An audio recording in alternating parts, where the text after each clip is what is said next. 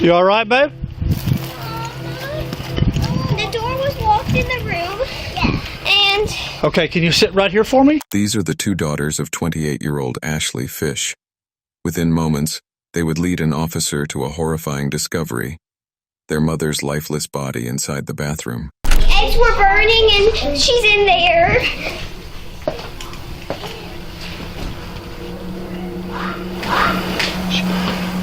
As the oldest daughter bravely helps guide her younger siblings to safety, officers are left facing an urgent question. Was this a tragic act of self-harm, or was there a killer still nearby? But as the investigation unfolds, the truth becomes even more devastating. Ashley's killer was much closer than anyone first imagined, turning this into one of the most heartbreaking domestic violence cases in Louisiana. Is she alive? No, she's not. They're young. Yeah, he done a number on her, that's for sure. I wanted him to leave. Get out there. Leave the girls alone. I said I'd just shoot you. I don't even know. On a quiet April evening in the small city of DeRidder, Louisiana, police receive a chilling 911 call. What immediately unsettles the dispatcher is not just what the caller says, but how calm he sounds while saying it. 911, where's your emergency? Hi, I need to report a crime. Okay, what's the address? 265 Northridge Drive, in DeRidder, Louisiana. Stay on the line while I get through to please hold with us. Thank you. Seconds later, the call suddenly disconnects, leaving officers concerned that someone inside the home may be in immediate danger. Officer Josh Stanford rushes to the address, unaware that he is only moments away from walking into a scene more disturbing than he could have ever expected.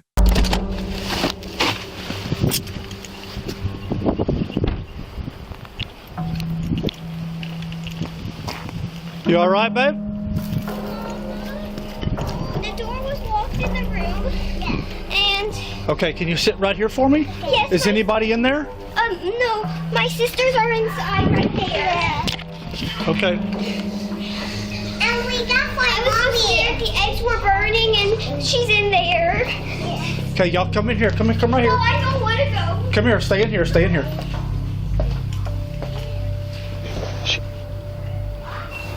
254 City. The woman is found with a single gunshot wound to the right side of her head and appears to have been dead for some time. But the male caller who reported the incident is nowhere to be found. As officers process the scene, one urgent detail remains impossible to ignore. 4 young girls are nearby, and they have just lost their mother. Come here! Come here! We're all alone. Come help me! Come help me! Do you know these children? Yes, they're our neighbors. Okay. Yeah, like Maddie. You got parents here? Yes. Huh? Can you take them to a secure place for me? Was there anybody else here, baby? I don't think so. I don't know. In a moment of unimaginable courage, the eldest daughter helps guide her younger siblings out of danger and toward a neighbor's home. The neighbor takes in the traumatized children, unaware that their accounts would later become crucial to the investigation. Meanwhile, officers return inside the home to search for the caller, not yet realizing that he may be the very person responsible for pulling the trigger. Is there one victim or 2? I'm at Northridge. City, do I have one victim or 2? So we need to clear the rest of the house. I'm under the impression there was a male here too. Okay. So clear the rest of the house. City police! Hey, city police! Go right. Police department! Clear. See, when the glass was on the phone with him, I was under the impression there was a male subject that had been shot. Look out in the backyard. Check the backyard. Check that out. What's that, a smell? The eggs were burning. Oh, they cook? Oh, okay. Where's she at? She's in that bathroom. Oh, hell. Everything else cleared? Everything else is clear. After clearing the residence, officers find no one else inside. At this stage, they still do not know who the caller truly is, or what role he played in Ashley's death. As investigators examined the victim's injuries more closely, they noticed little evidence of an immediate struggle, raising the possibility that the wound may have been self-inflicted. But before officers can draw any conclusions, they must first confirm the victim's identity. And during that process, one officer makes a devastating discovery. A discovery that turns the case from a suspicious death investigation into something far more personal. I didn't want to wait till you got here before I started trying to find an ID or anything. Let me. Hey, you want me to turn the stove off?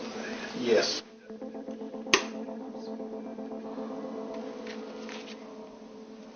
Ashley Fish. Nobody else. You said kids were in the house, They're across the street. Ashley Fish. I'm assuming young based off of what I'm seeing here. I went to school with her. Did you? Yeah. So she's from East Beauregard? Yeah. They moved away. She any kin to Josh Fish? No, I don't think so. She's your age though, or? Yeah. We graduated together, so we're about the same. Lead Detective Cooley immediately recognizes the name, 28-year-old Ashley Fish. She was a D. Ritter local he knew personally, a woman who had married her high school sweetheart and had only recently moved back to Louisiana after living in Texas. Determined to find answers for someone he once knew, Detective Cooley begins speaking with neighbors. At the same time, other officers review nearby CCTV footage, searching for any sign that someone other than Ashley and the children had been inside the home. Soon, they uncover a crucial lead. Another person had been there, and by the time police arrived, that person was already gone. Detective Cooley, Broward Sheriff's Office. Hey, Jeff Brown. Nice to meet you, sir. Yes, sir. Hey, y'all mind if I ask y'all a couple questions real quick? Yeah, you can ask me anything, but I really didn't see anything. The only one that saw anything was my son. Your son, the one that was mowed? He was mowing out here. Okay. What's your Buddy, Detective Cooley. Nice to meet you. Heard you kind of saw some stuff, just a little bit. Not much, but you seen some, something happen next door? Well, I was just mowing the lawn, and then I saw, like, the car of the owner or whatever leave. The discovery matches what one of the children had reportedly seen. A neighbor provides ring camera footage showing a black truck leaving Ashley's house just minutes before the 911 call was made. Officers then move quickly to identify the driver, turning to another nearby resident for answers. What they do not yet realize is that this neighbor is one of Ashley's closest friends, and she knows exactly who is behind the wheel. What's that? The girls are at my house. Can you tell us what's going on? It's not good. Is she alive? No, she's not. Was she shot? Yes. She was out here earlier when about 5 o'clock or so. I saw her out here. Everything seemed fine. There was a truck. She has a significant other. She was going through a divorce, and they're legally separated. But he was here. The black truck was here. Yes, ma'am. Do you think he shot her? Well, I can't tell you a whole lot. I got it. So as long as the children are safe with you for now, we'll take care of it from there. As far as I know, her. Oh gosh, I'm assuming that it was Tyler was the person that was here. I don't know if that was his truck. He usually drives a black truck. And then her husband's name is John Fish. She later identifies the main suspect as 34-year-old Tyler Darokowski, Ashley's new boyfriend. Detectives immediately begin looking into his background, gathering every detail they can while working to locate him before he disappears. But just as the search is about to begin, another 911 call comes in, this time from Tyler himself.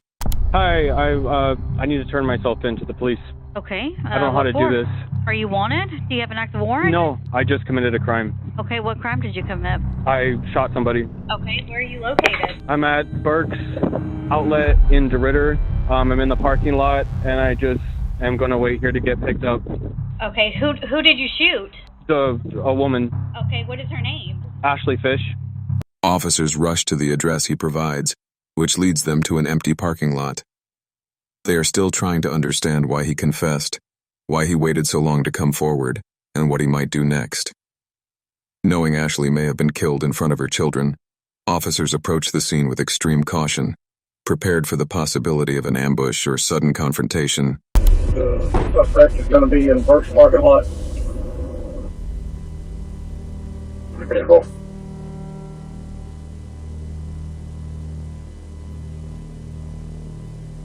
Okay, so the easiest way to do this is sit down on your butt and just turn your legs in, okay? 10-4. 97. I'm good if y'all want to go assist me. Are you out with that subject at first? Can I disconnect? Tyler is taken into custody, but the investigation is far from over. When officers search his vehicle, they do not find a weapon. Instead, they discover prescription drugs, vials of testosterone, and syringes. What stands out most is Tyler's behavior.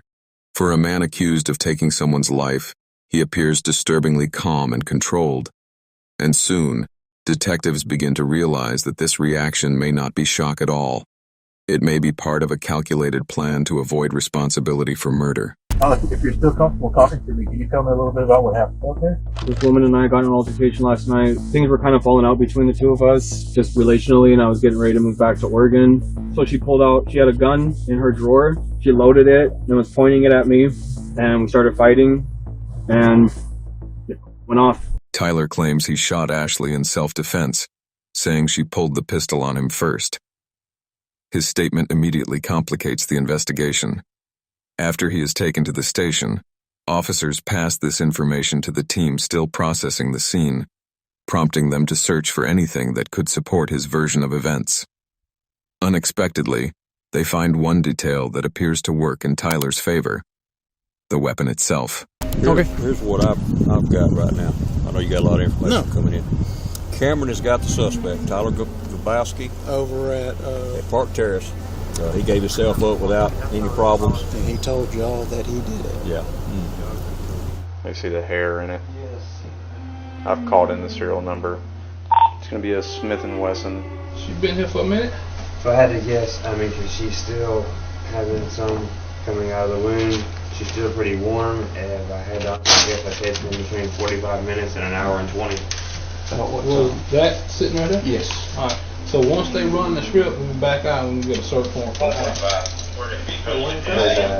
that a 40 caliber? Detectives still see no clear signs of a struggle inside the home. But when they run the gun's serial number, they discover it is not registered to Tyler. It belongs to Ashley. That finding forces investigators to consider the possibility that his story may not be completely false. At this stage, they also begin to realize how little physical evidence directly connects Tyler to the shooting.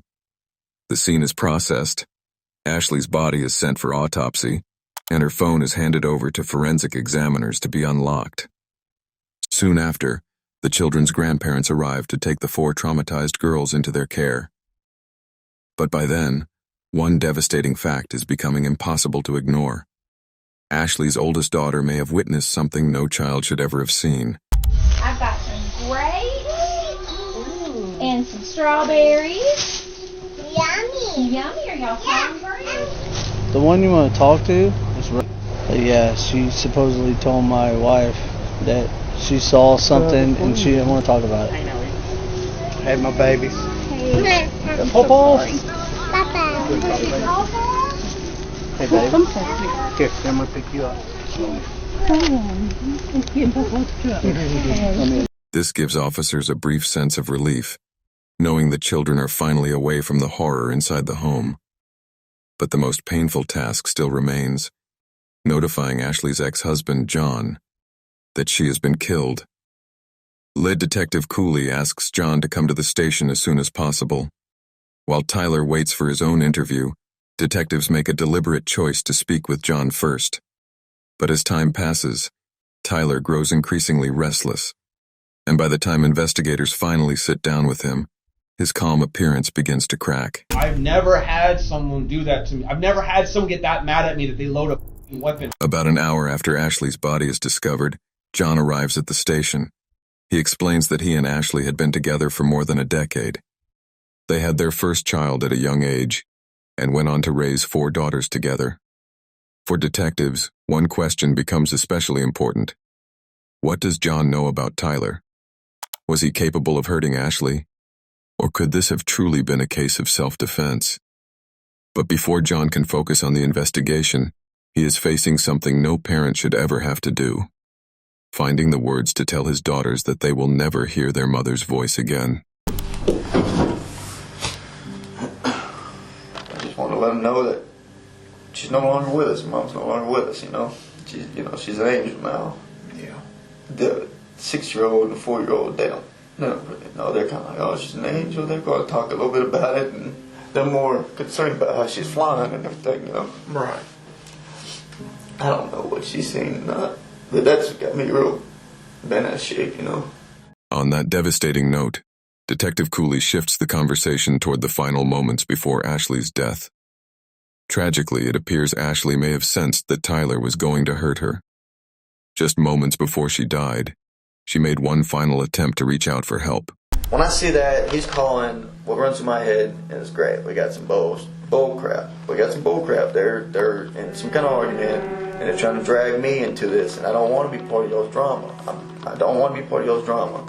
Nothing in the past has ever felt like there was anybody in danger. Talking to my kids, the kids never tell me anything's going bad around the house, so I'm not really feeling too in it. And through all this time, you know, I text back, I'm not trying to get in y'all's drama. That's when she texts, he won't leave, I know. As soon as I got that, when I actually looked and seen that he's not leaving, I called. She's like, hello. And the first thing I go, what's going on? He's mad because he's got to leave. And I said, are my kids okay? Are my kids safe? She said, yes. Because I was a little concerned, but I wasn't like super. I'm just ready for him to leave, like, hung up. And then I texted her, said, talk to my kids, please, at 6:55. I just couldn't get a hold of her, and I was like, this is weird. This is just, you know, it was just odd. At 6:55 p.m., John lost all contact with Ashley, and with it, any hope of rebuilding a future with her. Shortly after, Detective Cooley ends the interview. John has made one thing clear. Ashley was a loving mother, someone he believed was incapable of hurting anyone, and she deserved justice. But detectives are still not ready to question Tyler. They know the physical evidence against him is dangerously limited, so they begin speaking with Ashley's relatives instead. Their goal is to understand who Tyler really was and whether he was capable of killing her. It does not take long for a pattern to emerge. Ashley's family deeply distrusted Tyler. Some feared him so much that they believed he might eventually snap and hurt her. You know, I did threaten him. You know, I wanted him to leave. Get out there. Leave the girls alone. You know, I said I'd just shoot you. You know, but I didn't. You know, and I went home, and my wife and my daughter, you know, they talked some sense into, you know, but I mean, thoughts crossed my mind hundreds of times now, you know. If I'd have carried that out, I know it's bad, but they'd had the mama. He's there, and he comes out, and I think he shook my hand, and I'm like, you know, hey Tyler, nice to meet you and whatnot. And he just goes straight in the door and picks up Ashley's guitar and goes and hikes his leg up on the damn trampoline and starts looking at the moon and playing guitar. And I'm like, Ashley, what in the f*** is he doing? Can we just go inside? I don't want to hear this prick playing or something. You know, just something. He stops and he come over there to pull us apart. And I just rear back and punched him in the side of the head. And I had told her, he needs to go. You know, you need to get this done and get it done. Get him on the road. You know, last couple of weeks she told me she hadn't made her decision. He did have to go, and this time it was for good. She said, I will be alone.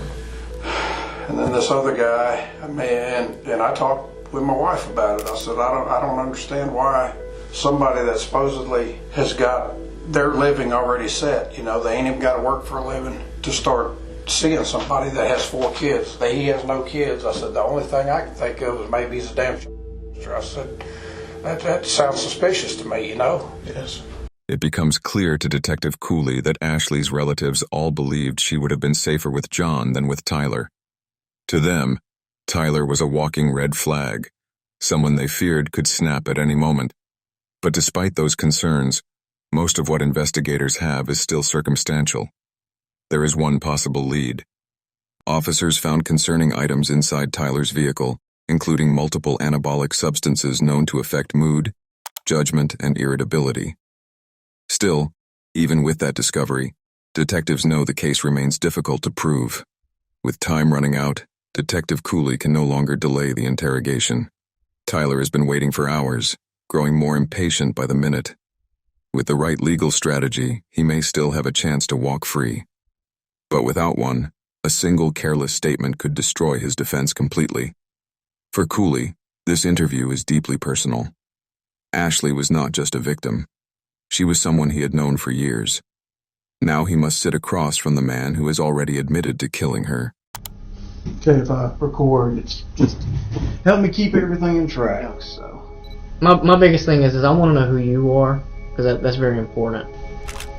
We need to know who Ashley is. That's very important. It's not just the events of what happened tonight. It's the whole totality of the history with you guys, because that's going to help best explain everything that led up to where we're at. I'm gonna tell you that you remember the saying, "The truth will set you free." The truth will set you free in here. It's up to you. I can't make you. I would love to know. We would all love to know, just for the sake of you, and for the sake of Ashley, obviously.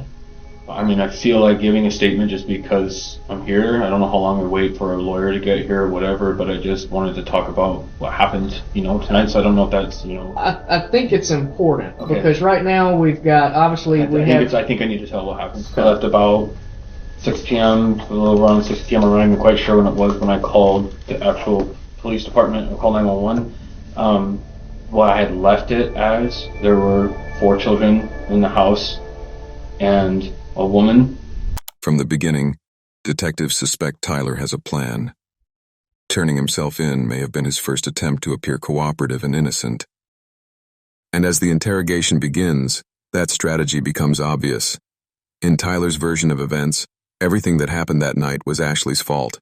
The woman and I had an altercation with a loaded weapon, and she has a bullet in her head.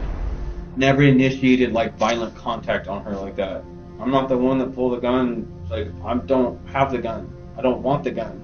I don't want it in dispute with a gun. No intention to shoot Ashley. No. I've never had. I don't want to take a mother away from her 4 kids. That's not my thing. I close the door. I lock that bedroom door to the bedroom so the kids don't go in there. I had emptied out the gun. It was empty, and I left it there, and I went out. I didn't know what the fuck to do. I'm sorry. I wasn't perfect. The kids were there. There's a 9-year-old there that's really responsible and was watching the kids. The neighbors were outside across the street, or I had seen neighbors outside at one point across the street. I felt like I just needed to go and be like, this just happened. So I drove to the parking lot down the street and just called 911. In Tyler's version, the shooting was simply an altercation. But detectives notice something disturbing. He refers to Ashley only as a woman, never as his partner or someone he cared about. Until this point, Tyler has shown no real emotion. He avoids eye contact, rambles, fidgets, and appears increasingly restless, as if he is close to breaking down. But when detectives bring up Ashley's children, his calm exterior finally begins to crack. And she's got how many kids? 4 kids. Were they all at the house tonight? Yes. Okay. This is the first genuine emotion detectives have seen from Tyler. But they still need to understand what is behind it. Real guilt, a calculated performance, or instability possibly linked to his anabolic substance use. Knowing Tyler could end the interview at any moment, Detective Cooley becomes more careful with his approach. He begins gently questioning Tyler about the problems in his relationship with Ashley. And that is when Tyler makes a mistake. I was married for 5 years, and I felt like a man of honor, and I had a ring on, and I was proud of it. I was proud to be married. I was proud to be a good husband, and I fell into this weird relationship that I never wanted, to be in. I've never wanted to be a part of, and I just went down this road that I just kind of felt like I could never escape from. It was like drowning in it, So I'm just like I was able to divorce in Oregon, it went through in just a couple months, and it was finalized and it was done. Her thing has been a year. Right. It takes a year for them to do the separation process and everything, and so we've just been kind of in that whirlwind of back and forth with everything and stuff, and I've thought about leaving multiple times. I've wanted to leave multiple times just because it's kind of too much to just take, being like, am I taking this man away from 4 kids, his 4 kids, whatever. I just have felt I felt a lot of guilt in my life in this relationship. According to Tyler, he felt guilty and had been planning to walk away from the relationship. But detectives already know his story does not match the evidence. Ashley's ex-husband had shown investigators messages where Ashley repeatedly said Tyler refused to leave. Detectives also uncover love letters exchanged between Tyler and his ex-wife, suggesting he was not as trapped as he claimed. The letters show an emotional connection that had not fully disappeared, making it clear that Tyler had choices and could have returned to his former life at any point. Detective Cooley then presses deeper into Tyler and Ashley's relationship, asking whether things had ever become abusive. That is when Tyler's controlled image begins to slip, revealing insecurity, resentment, and anger toward Ashley that he can no longer fully hide. Ever become physical? Has she ever hit you, struck you, kicked you, slapped you? Slapped a couple times, just kind of slapped with things, shoes or something like that. She's hit me with like shoes and stuff. Out of anger? Frustration, yeah. She hit you hard? I mean, just like I don't want to sound like a I mean, she just slapped me with her like slippers. We're talking about it's kind of like that across when she was mad about something. Yeah. Okay. So, like the way I picture is like if my wife's agitated with me or aggravated with me, she pops me with something. Yeah. Are we saying something like that, or are we saying she aggressively like you? No, pops you with something. I'm saying middle ground of that, just kind of like pissed about something, but just that's how she's reacting to it. But she wasn't like overly like. I'd never seen a level of aggression to this point with the gun. I don't know where that came from. I have no idea. I've never seen her do anything, pull any shit like that ever. I didn't even know she could. But Tyler soon reveals something even more disturbing. Under Ashley's custody agreement, she was not allowed to have anyone stay overnight, including Tyler, a rule he knew very well. And when their relationship began falling apart, Tyler's first instinct was not to leave quietly. Instead, he considered exposing the violation to Ashley's ex-husband, knowing it could threaten her custody of the children. And so our relationship was really falling out here, and I threatened to tell him the truth when I was getting ready to leave. I was going to call her husband and be like, I've been spending the night here. I don't know what legal ramifications it's going to have for you guys in your life and your world. I've been in this relationship with you. This relationship has hurt me in a lot of ways. I've sacrificed a lot of things. And for me to go and have closure, I think that I'm just going to let John know the whole truth, that he deserves to know the truth. And I'm sorry, it was kind of an ugly ending for both of us, this woman and I. Tyler has now revealed how quickly he can retaliate when he feels threatened, and how easily he can justify hurting Ashley when it serves his version of events. But according to him, what happened next was not just another argument. He claims Ashley suddenly escalated the confrontation by pulling a gun on him.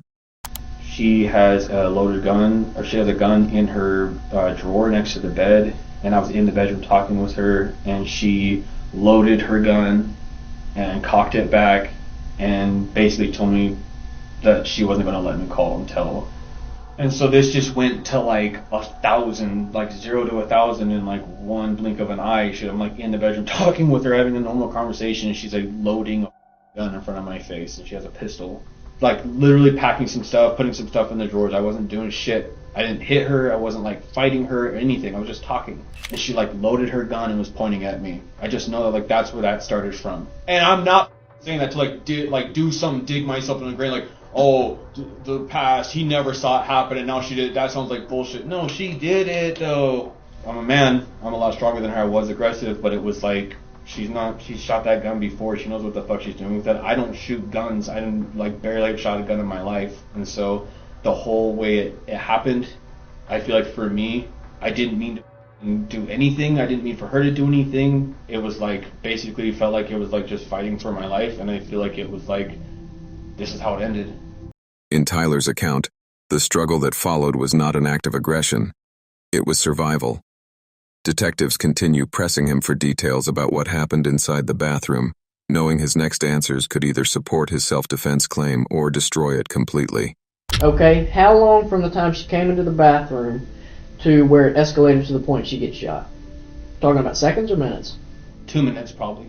Talk to me just about struggling. Those 2 minutes. Just fighting, it's a combination of talking, moving the gun around each other. It's just I'm trying to grab her, I'm trying to hold on to her. It's just it was just felt like it was fight for survival. I don't know what was going on. I felt like she was going to kill me. So at no point you stripped the gun from her and had the gun in your hand totally? Not until it was over. Not until she was on the ground. Were you on top? Was she on top? Behind. You were behind. Like kind of in like this, like kind of trying to do like a chokehold shit thing or something. She was like trying to get the gun to me, so it was just in our general facial areas. Okay. After the shot, what happens? I don't even I stood there and I couldn't believe what the fuck happened, and the first thing I thought of was, kids, I have to call somebody, I have to get someone here. I have to stand up for what I've done. Tyler becomes increasingly agitated, forcing detectives to take a short break before he shuts down completely. But once they step outside the interrogation room, the case changes. New evidence directly contradicts his story. Tyler claimed Ashley had the gun in her hand and that they struggled over the weapon. But when Ashley was found, her phone was still in her right hand, her dominant hand, meaning she was likely not holding the gun when she was shot. Then investigators uncover an even more damning detail. Ashley's hair is found inside the barrel of the gun. Combined with the skull fracture patterns, it shows the weapon had been pressed firmly against her head when fired. This was no longer looking like self-defense. It was beginning to look like an execution. With this evidence, Detective Cooley returns to the interrogation room, ready to challenge Tyler's version of events.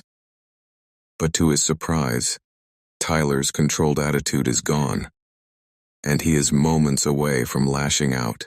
Well, do you feel like it probably just got out of hand? Yes, I think our whole relationship was out of hand, and I think that I've never had someone do that to me. I've never had someone get that mad at me that they load a weapon in their house. The kids were asleep, it was 2 nights ago, and she cocks it back and she's standing there like all cocky looking at me like she's gonna, like she knows what she's gonna do with it. I mean, why not, if this lady's got a gun, why not just get the hell out of there? Because she had never done anything like this before. The other night, 2 nights ago, I don't even know why I let that go. I should have left the house. I guess, is it fair to like say I was afraid for my life though? Yes. Like, is that fair to say that? I mean, I feel like the cop out there was like, you're a big dude, and I feel like it's not fair if it's like, you look like you can handle yourself, you could have just like punched her in the face or like kicked her or something or like done something, and I'm like, I don't know, man. One bullet goes off and you're fucked. Yeah. So I just felt like it was like, for me, it's not about that. That's right. It's about it was a fight for literally like, I don't know what the fuck she's gonna do. She threatened me that night, so now I'm just like, I don't even know. It just feels like it was an accident. I didn't try to murder anybody. I didn't try to kill anyone. I don't know how. I don't know what the happened. I don't know. I worked in the medical field and I know that it's not good. I know that. Tyler's words no longer sound like fear or self-defense. Instead, they reveal anger toward Ashley, as if he blames her for everything that happened. But as the interview continues, Tyler begins to realize he is not presenting himself the way he intended. When detectives push harder, the interrogation reaches a breaking point. We're still missing some things that I feel that you're kind of rushing through, and I think it processing today. I just want to feel like I'm like someone's like on like kind of listen like on my side. On your side, right? No, but I'm not trying to. I get what you're saying. I know I've seen this in the movies. I know what I'm trying to do. Like it's like the more I tell now, it's like the better it looks. Like the more I just tell now, it's like. But I'm getting to that place where it's like we're at like the heart of everything that happened. I'm trying to be really careful with like if I fuck up or if I say something stupid, I don't know what. The more I talk, I feel like the more it's like gonna look like, oh man, dude. I'm trying to explain the best I can of what happened. Right now, the whole world, if they know what just happened, is probably like, that guy's a piece of shit. So I'm like feel really alone, where I like don't have anyone. My family's not here, no one's here. I understand that Ashley's not here either, and I'm trying to process that shit right now. But what we're going to do is we're going to refrain from any more questions. Understood. If you feel compelled to re-engage or say anything, you are more than welcome. You know, I appreciate you guys being patient with me. I know you guys got to do this with people and stuff, and I'm not trying to tell you guys I don't want your counsel and I don't want to tell more and more and more. I just feel like I'm at that point looking at that piece of paper, what I've told you. I want to be able to tell someone that's like, I'm kind of like sitting here going like, I hear what you're saying, maybe don't say anything, maybe some counsel. I know you guys are counseling me right now and I'm appreciating it, but I need someone else that just feels like it's like, does this, man. Tyler shuts down completely and refuses to answer any more questions until his lawyer arrives. But by then, the evidence against him is too strong to ignore. Tyler is later charged with second-degree murder and 4 counts of child abandonment. At trial, he continues claiming he acted in self-defense, but the state's case proves overwhelming. In the end, Tyler is found guilty on all charges and sentenced to life in prison without the possibility of parole. Do you think Tyler truly believed his self-defense story, or was he using it as a calculated plan to escape responsibility? What do you think was the strongest piece of evidence against Tyler? Ashley's phone in her hand, the hair found in the gun barrel, or his behavior during interrogation? This case shows how quickly a toxic relationship can turn into tragedy, leaving innocent children to live with the consequences forever. Share your thoughts in the comments below, and let me know what part of this investigation stood out the most. If this case moved you, make sure to like, subscribe, and share for more true crime stories and police investigations. Holy smokes. Well, I want to say something else, but I don't want to implicate her. You need to say it. You might start looking in the Caribbean. Police Department! Sheriff's Office, announce yourself! Is that dirt? Where's that blood? This is the only way I've been able to have any communication with him. And I don't even know if it's him. I wouldn't even know where to start looking. There's some weird going on. It doesn't look like anyone's been here. What's that smell? This officer has no idea that the foul smell in the air is coming from the decomposing body of Craig Thetford, hidden only a short distance away. For months, police had been searching for Craig with no solid answers. Yet even in this moment, while standing near the source of the odor, they still do not realize that the man they have been looking for is buried just feet from where they are standing. By late May, the quiet mountain town of Cloudcroft, New Mexico, became the center of a troubling mystery. Hidden among wooded acreage and rugged terrain stood a 2,000-square-foot property owned by 60-year-old Craig Thetford. He lived there with his wife, Deanna, in a large 3-story home built around the comfortable life Craig had created through his roofing business. The Thetfords owned multiple properties, took frequent luxury vacations, and appeared financially secure. But months earlier, something disturbing had allegedly happened inside their home, and for weeks, it remained hidden. Then, in May 2025, the Otero County Sheriff's Office received a concerning call from Larry Scott, a friend of Craig's, requesting a welfare check. Communications on a recorded line. How can I help you? Who would I talk to have a wellness check done on an individual? That would be me. What's going on? His name is Craig Thetford. Everybody here in Texas has been trying to get a hold of Craig for nearly 2 months. Okay. We can't get a hold of his wife. We're really concerned about him because this is not like him. He always answers his phone or calls back. Even his family here hasn't been able to get a hold of him. Nobody can get a hold of him. Larry explained that no one had seen Craig or Deanna in months, an unusual detail that immediately raised concern. Officers were sent to the property. As they arrived at the long driveway and stepped out into the mountain air, the home appeared quiet. But almost immediately, something about the place felt wrong.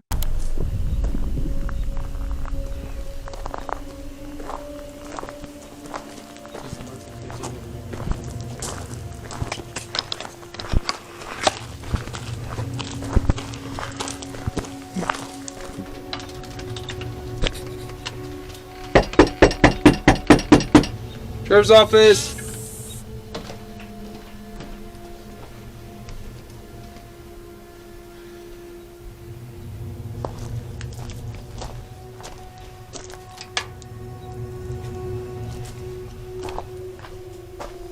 Can you see anything through the windows? Yeah, I got a pretty good look through the windows. Doesn't look like there's anyone in there. As officers move around the residence, the size of the property quickly becomes clear. The home is surrounded by multiple carports and outbuildings, and although lights are on inside, no one comes to the door. Through one of the windows, an officer notices several stacked boxes, making it appear as though the couple may have been preparing to move, or had already left. But as another officer walks toward the carport, he pauses. Something in the air feels unusual. I got a pretty decent security camera on the back. Doesn't look like anyone's been here. What's that smell? A faint, unpleasant odor seems to be coming from the carport area. In the wooded mountain terrain, strange smells are not uncommon, so the officer does not immediately treat it as evidence of anything suspicious. With no answer at the door, no obvious signs of a break-in, and the house appearing empty, officers leave, believing Craig and Deanna may have moved away without telling Larry. What they do not realize is that they have just walked past the first warning sign of something far darker. The following day, the situation becomes more serious when police receive a second call about Craig. And this time, the details are far more troubling. Telecommunications on a recorded line. How can I help you? Okay, this is going to seem really, really strange. About 4 months ago, my grandpa had went off the face of the world, and he's a volunteer firefighter up there. He loved to do it. He talked to me about it all the time. And so I'd like to place a wellness check, but the only person that said she's talked to him in 4 months is his wife, and apparently now they're getting a divorce. He's doing a whole bunch of stuff, but I don't believe it. It's not my grandpa. It's just really strange. What's his name? Craig Thetford. And what's your name? My name is Cody Gibson, and I'm his grandson. His wife is supposedly in Texas getting a divorce. With another welfare check request, this time from Craig's grandson Cody, the timeline begins to look far more troubling. Craig was not missing for 2 months, as his friend first believed. According to Cody, no one had seen him in more than 4 months. Cody also reveals why no missing person report had been filed sooner. Craig's wife, Deanna Thetford, had allegedly been telling people that Craig had filed for divorce and gone to Mexico with another woman. But Cody never believed that explanation. After the second call, Otero County deputies return to Craig's property. This time they do not simply knock and leave. They expand the search and begin speaking with neighbors, hoping someone nearby may have seen or heard something unusual. That decision would quietly open the door to a much larger investigation, one that would soon uncover what appeared to be an elaborate and deeply disturbing cover-up. Deputy Pintor with the Sheriff's Office. By chance, have you seen your neighbors over? No, sir, I hadn't. I've been really worried about him since January. And we were real good friends and everything. Okay. And we were both on the James County Fire Department. Mm-hmm. And then come January, there was just no contact. No contact at all come January? I got him. I was on the James County Fire Department there for about 5.5 years. Mm-hmm. And when he moved up here, I talked him into it. Okay. And I mean, we were real good friends and everything. Yeah. And then Josh over here, we got him on the fire department. Josh and Heidi here would know more information about them because I know. Do you know what the address is over there? It's just that A-frame right there. This one right here? Yeah, this one right here.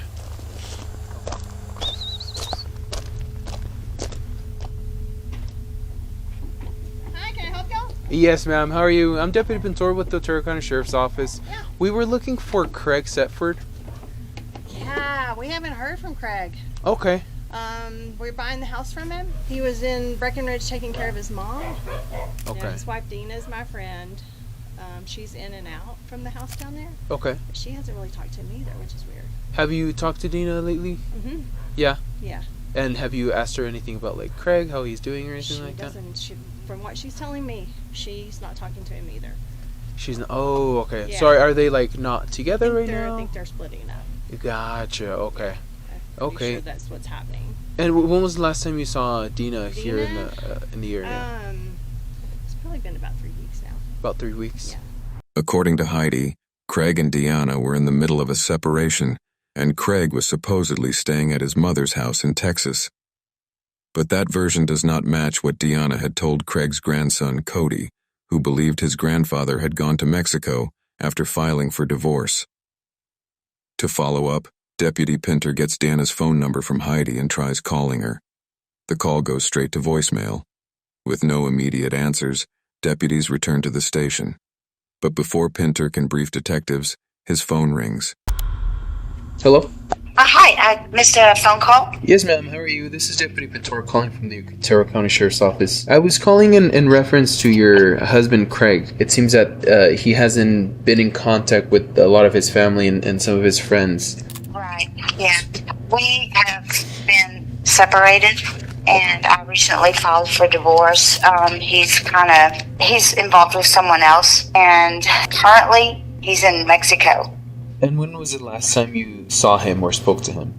Before he left. Would you have an estimate, like, was it like 1 week, 2 weeks? First of the month? First of the month. And you saw him in person, correct?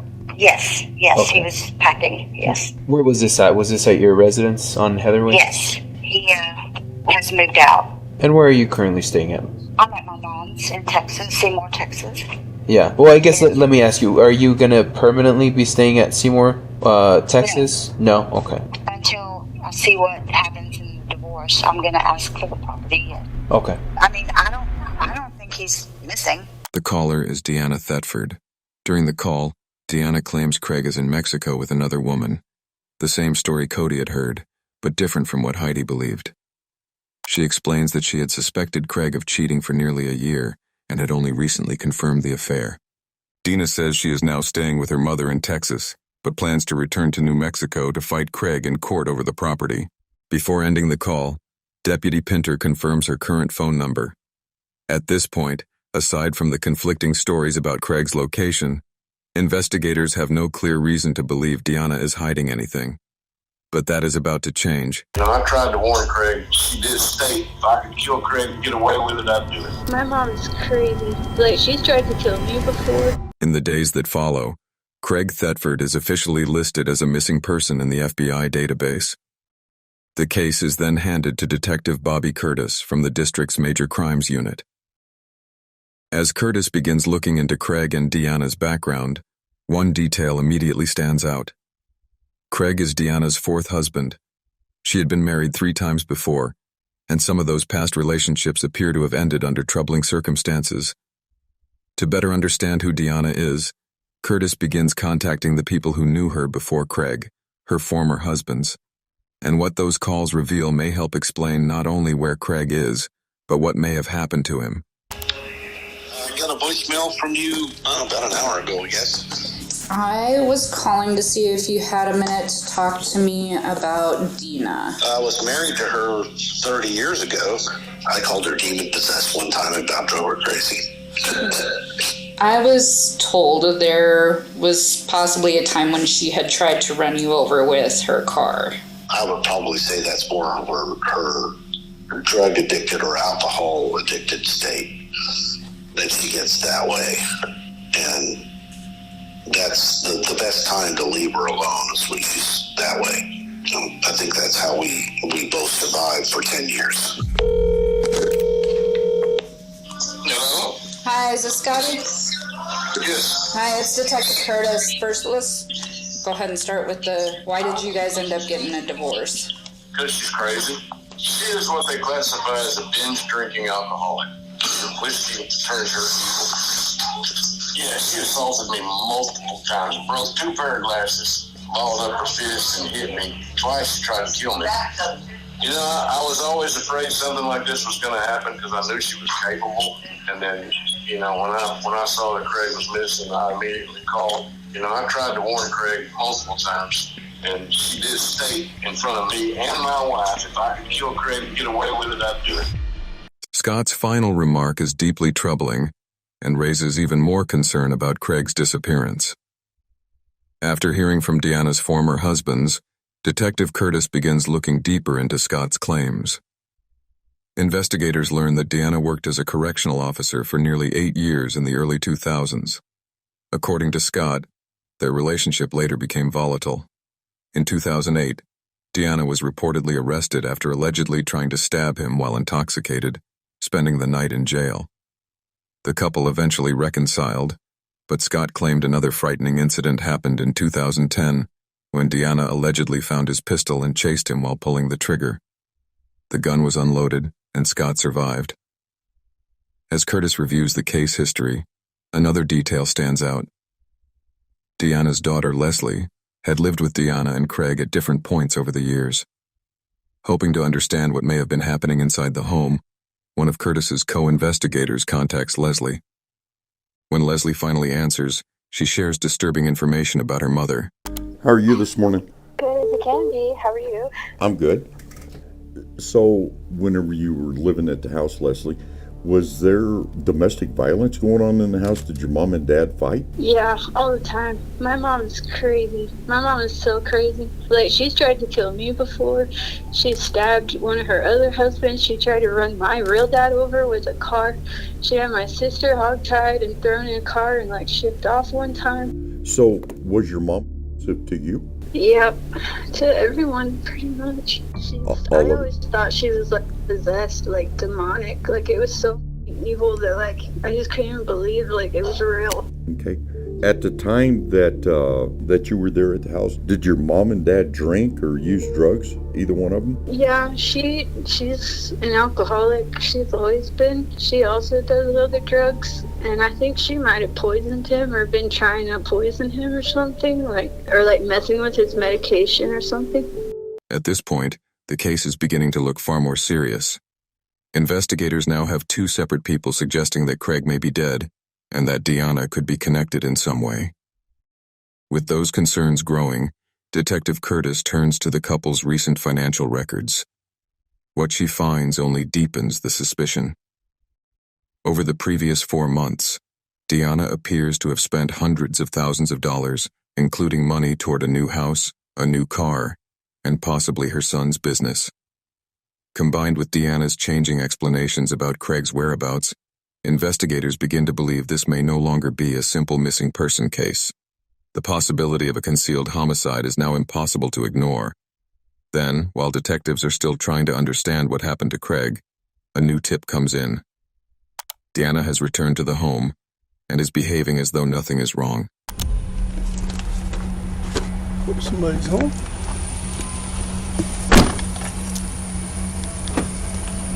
Deputy Roger Schoolcraft is then sent back to the property to confirm whether Dana has returned and to see if she can explain Craig's disappearance.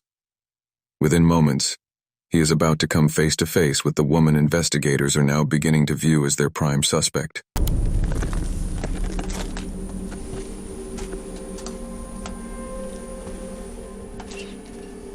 Hi, good morning. Dina? Yes. Hi. Good morning, good morning. Hey, I'm doing I'm Roger, I'm sorry. Roger Schoolcraft. Dina? Yes, I think we met at a football game. Probably did. I'm trying to do some follow-up on Craig. And I thought maybe I could meet with you and maybe you could try to kind of help me and give me some information. And can we sit somewhere? Come over here. All right. Kind of chilly. I know. Okay, well, obviously we got some calls because people haven't been hearing from her or anything, so you being the wife, you might be able to help me. Right, it's his mom. I talked to his mom. Oh, really? So you guys aren't? No, we have been having some issues. Okay. I guess you would say we're separated. How long's that been going on? Nothing's legal yet. We just haven't been spending any time together since at least February. February. Early February, late February? Late February, or mid-February. Since mid-February. Things weren't working out, so you left, he left, how did that? He left. He told me, well, he first went to Texas because said he needed to go help his mom. So he left here to go help his mom? That was what he said, yes. I've never really had any reason not believe what he said. And that was like the second week of February? You'll have to bear with me because I don't keep track of time. Although Deanna appears uncertain about the timeline, she seems very careful with the details surrounding Craig's disappearance. Within minutes of speaking with Deputy Schoolcraft, her explanation begins to shift. She now claims Craig had simply told her what he was doing, and she had no reason to doubt him. But as the conversation continues, Deanna starts to sense that the deputy is not convinced. What she does not realize is how much suspicion has already been building around her. Still, Deanna seems ready for this moment. She's about to present what she believes is solid proof that Craig is alive, proof she thinks will end the questions surrounding her. I've never had a reason to doubt it, but now I do. I mean, I think that he has hooked up with some youngsters that are doing these classes, and I think he's reliving his youth, and he's ready for me to get out of the picture. But where would he be doing that at? Mexico, I guess. Mexico. But when I would come home, I mean, he's been here. It got to the point where he would just leave me a note, like that one over there. Now there's been several. This is our communication right here for the last 2 months.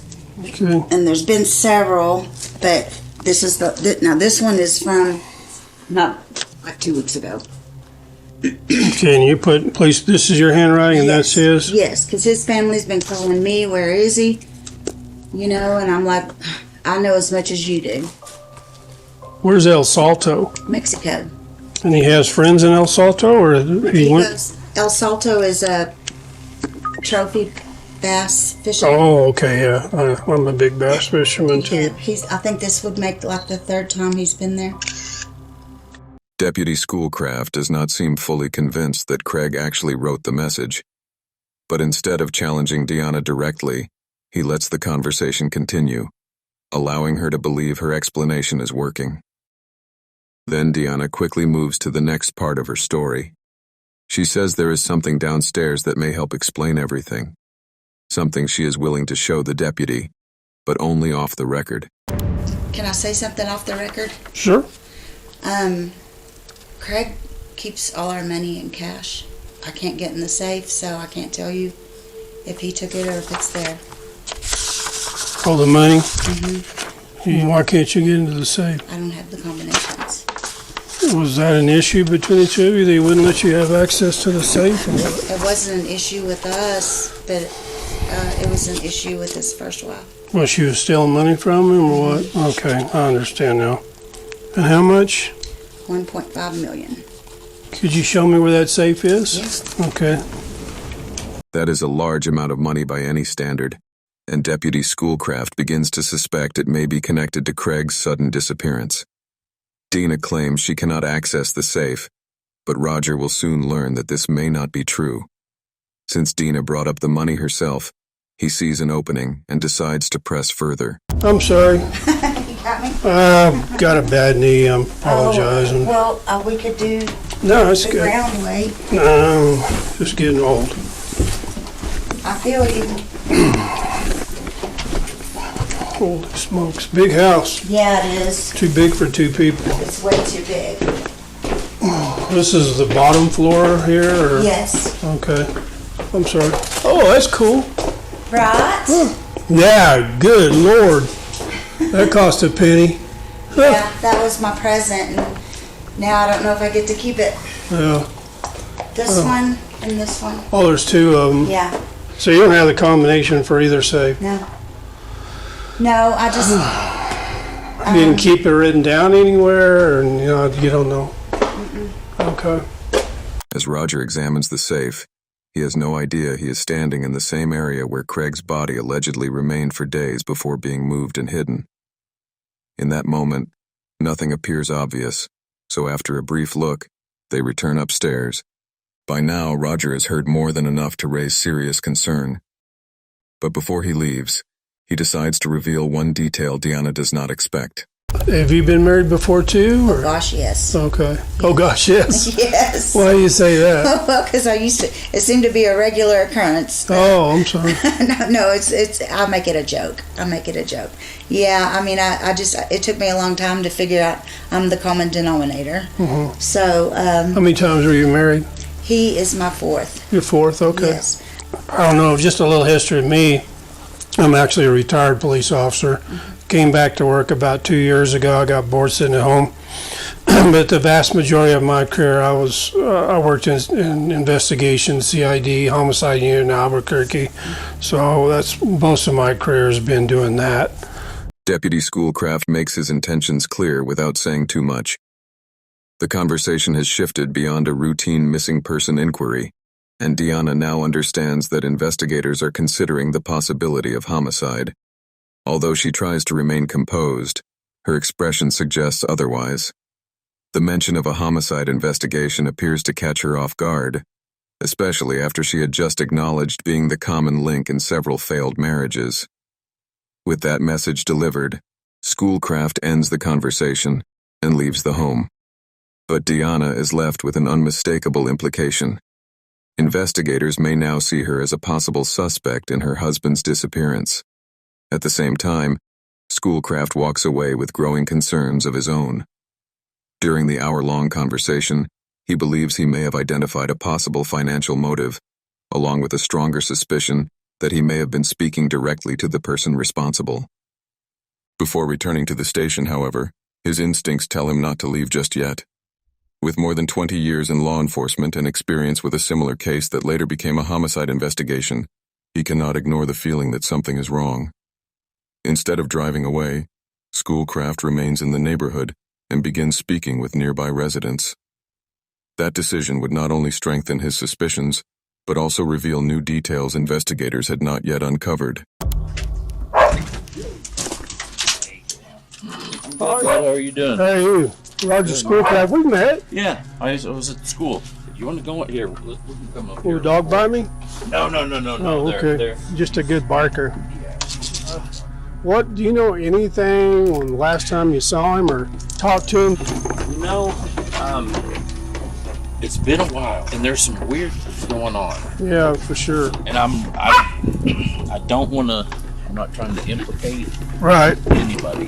From what it sounds like in the past, whenever those two get, like, when I say those two, Craig and Dina, they get together and you mix in a little bit of alcohol, things get a little bit flammable, or can be.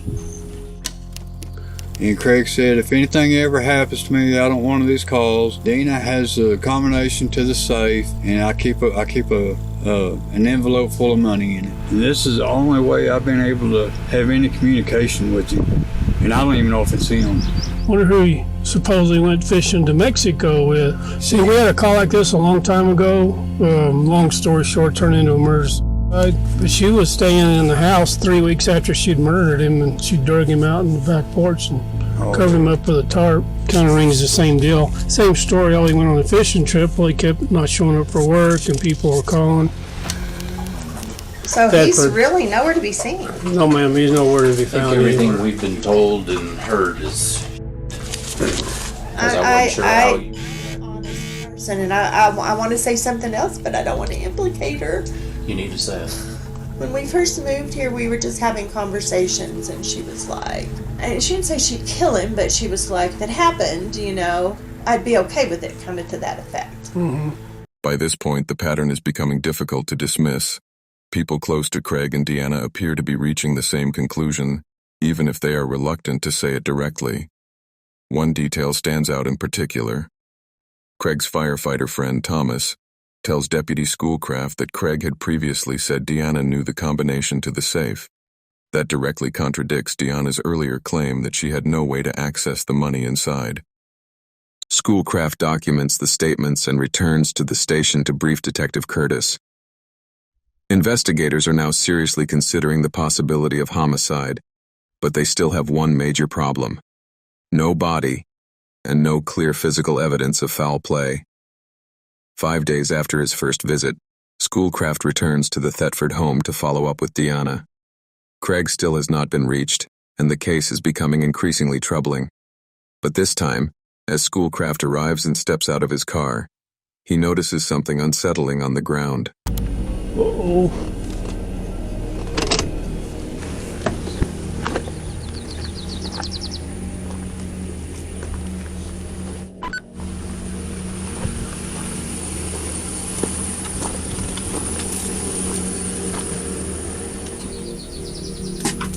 Good morning. Come on in. How are you? Good, how are you? Good, good. I was about to make some coffee. I'll take some coffee. What are you putting in the ground? I'm not putting it in the ground. I was trying to flatten it. I'm going to roll those rocks back in there. Oh, I saw that metal thing. I thought maybe it was some kind of a holding thing. It's an above ground gardening. Oh, yeah. Schoolcraft treats the discovery casually at first, even making light of the large hole Deanna had dug outside. But he has no idea that he may have been standing over the truth the entire time. Was he close to? Was he close to any of the females at all?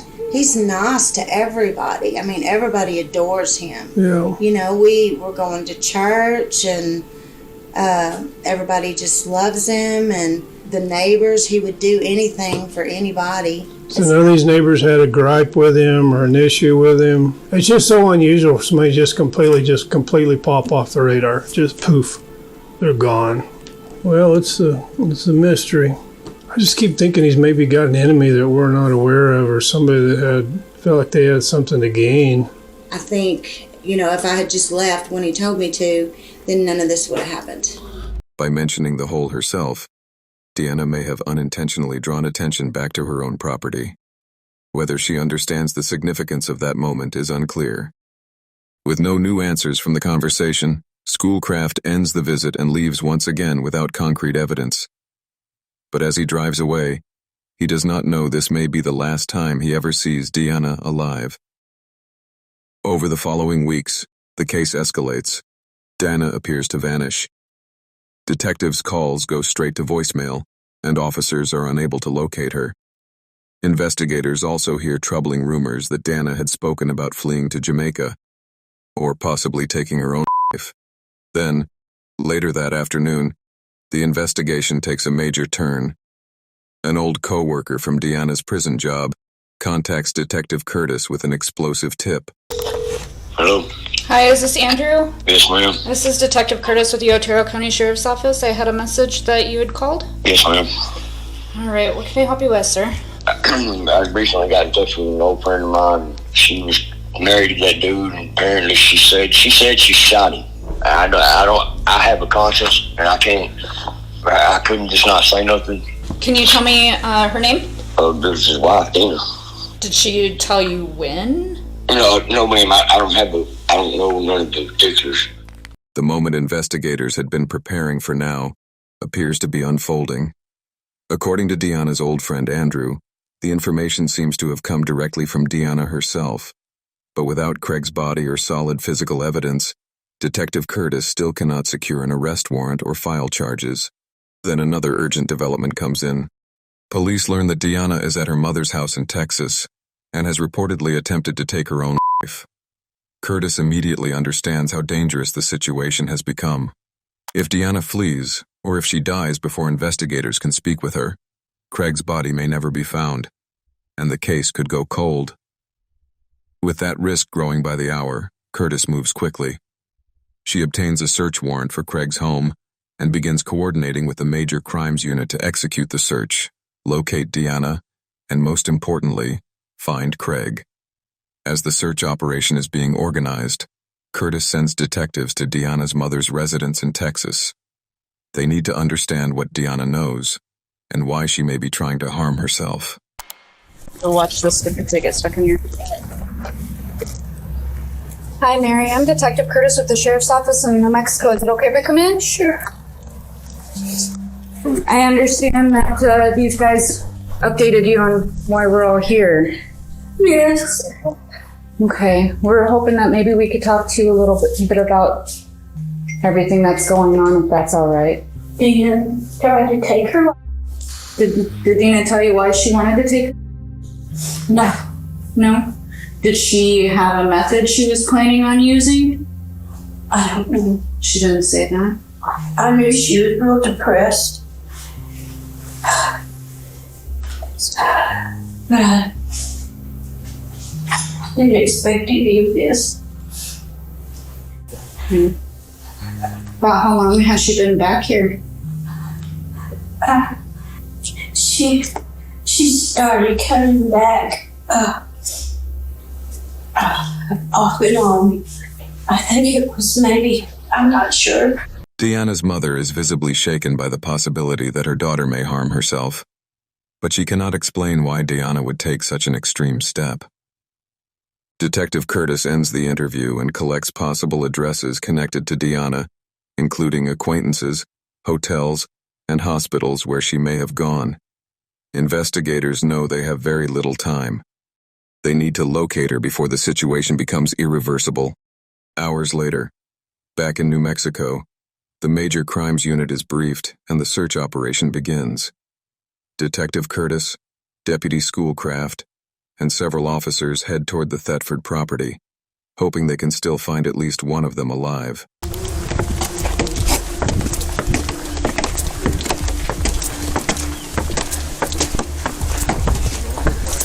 He's still outside.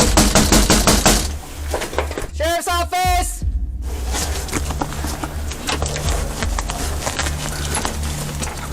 Is there a code spot? No.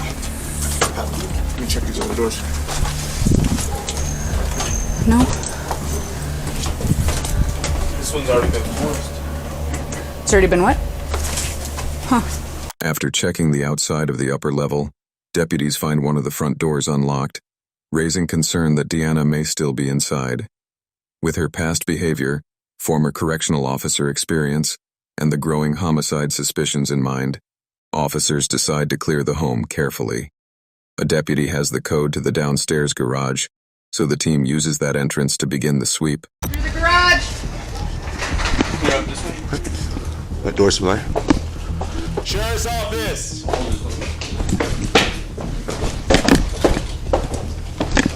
Clear. It's locked.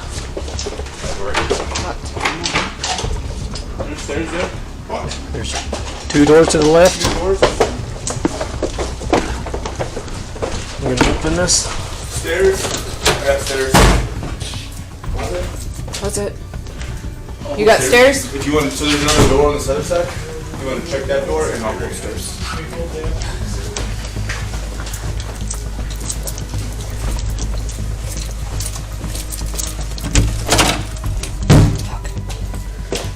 This door.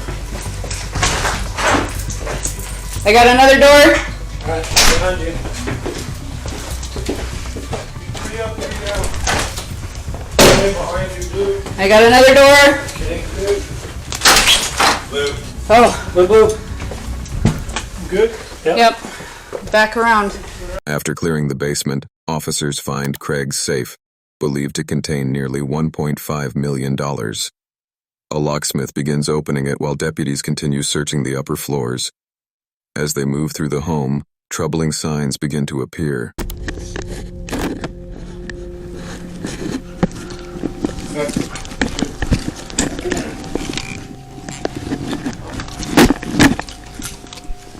Blue.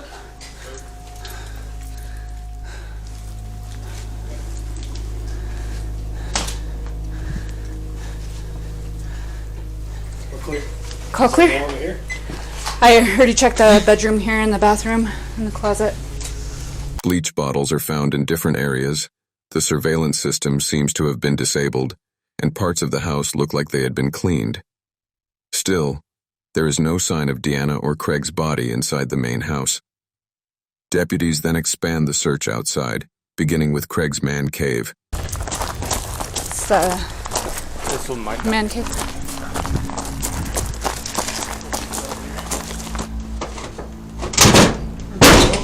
Good job, gentlemen.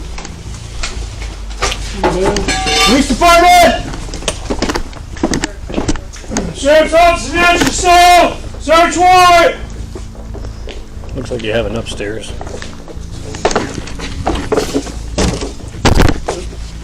Small room, got a door.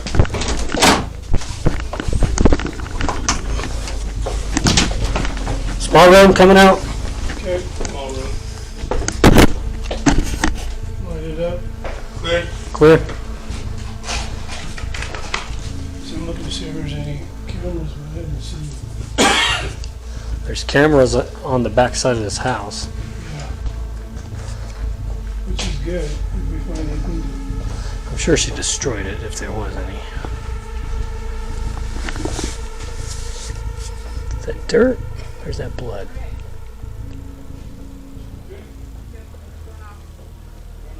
As the search continues, deputies discover a table saw with what appears to be possible blood evidence, along with suspected spatter in the workshop area.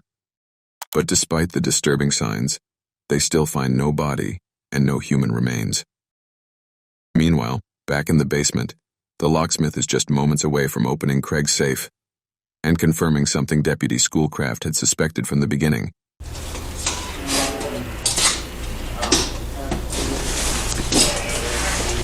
Let me get a photographer over Where do here. you guys want us? Over Just- here in the corner?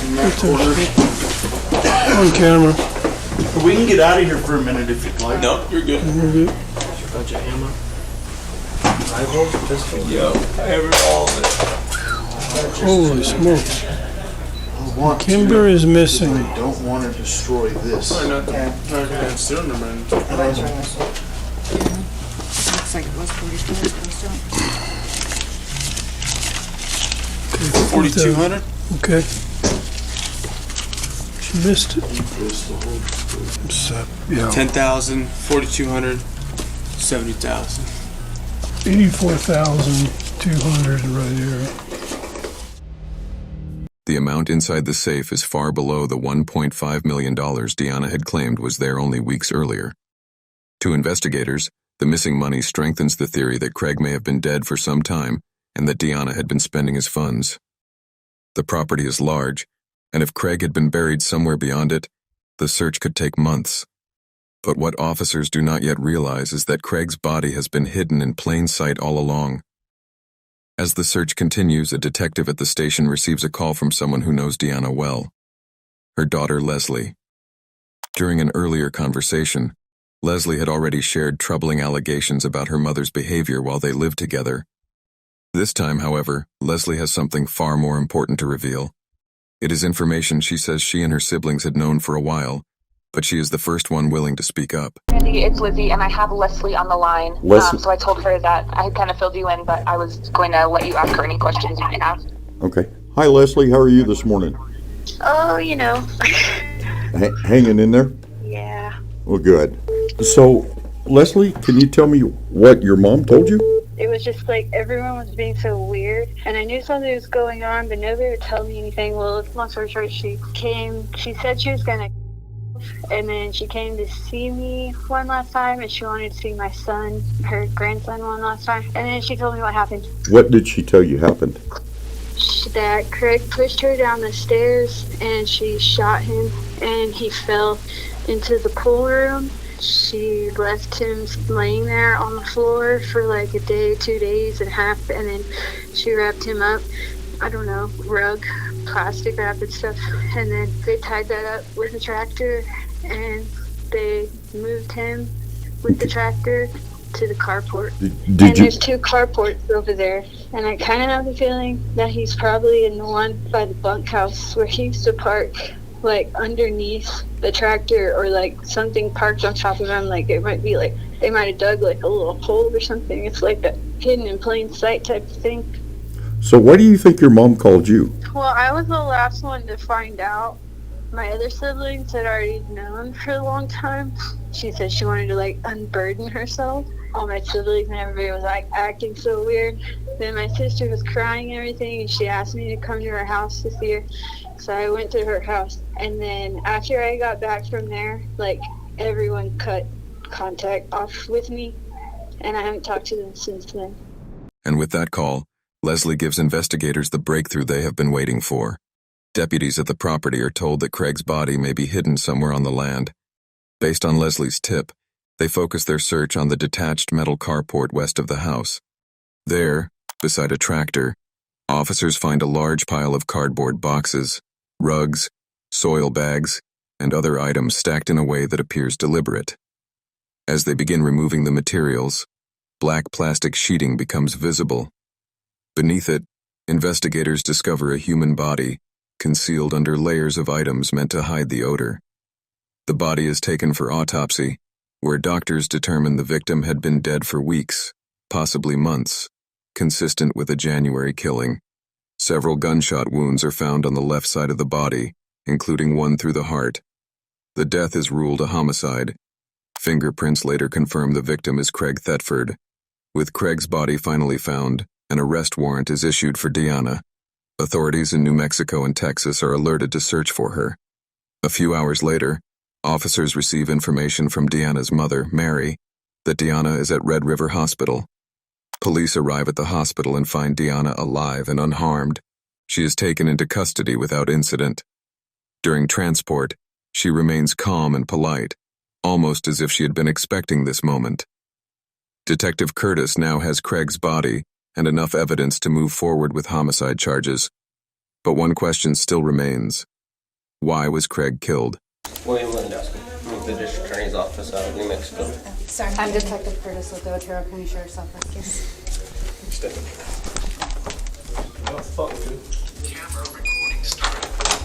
So, I'm sure you understand why we're all here? Yes. Did you get a copy of your arrest warrant No, yesterday? I haven't gotten when a you were copy picked yet. up? Okay. Anything by anybody, anywhere. Okay. And I'm just gonna tell you right now, I'm gonna need a lawyer. Okay. And that's as far as I'm gonna go. Okay. This is my plan because I don't know any better, any Okay. other way. I don't either, unfortunately.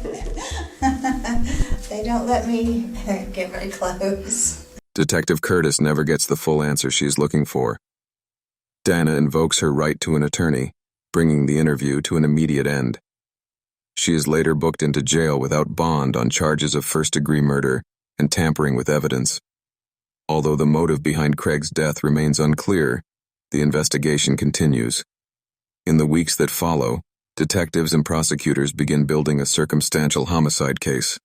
They allege that Deanna shot Craig multiple times inside the home, moved and concealed his body, repeatedly lied about his whereabouts, and spent large amounts of shared money after his death. Prosecutors believe the evidence is strong, but the final outcome will depend on how a jury interprets the case, whether as first-degree murder or a lesser homicide charge. As of March 2026, Dina Thetford's case remains in the pretrial phase, and she is legally presumed innocent unless proven guilty in court. If convicted of first-degree murder, she could face life in prison with the possibility of parole after 30 years. A second-degree murder conviction could carry 18 years, with additional time possible for the tampering charge. Do you think Deanna's changing stories about Craig's whereabouts were the biggest red flag in this case? Or was the missing money even more suspicious? If Leslie had not finally spoken up, do you think investigators would have found Craig's body hidden on the property? What happened to Craig Thetford is a disturbing reminder that sometimes the truth is hidden much closer than anyone realizes.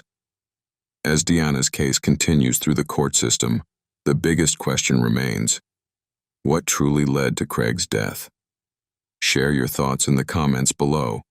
And if you want more true crime stories like this, make sure to like, subscribe, and turn on notifications so you don't miss the next case. I'm at BEH, at UNLV. Someone's shooting inside the office. Hey. If I'm working and you hear shots being fired, if I can turn forward, second. Go, go, go!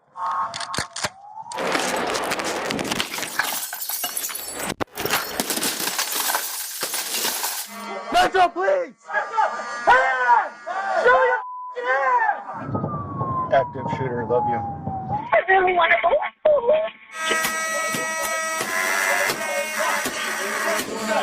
Just 10 days before Christmas break, the sound of gunfire shattered the holiday atmosphere at the University of Nevada, Las Vegas.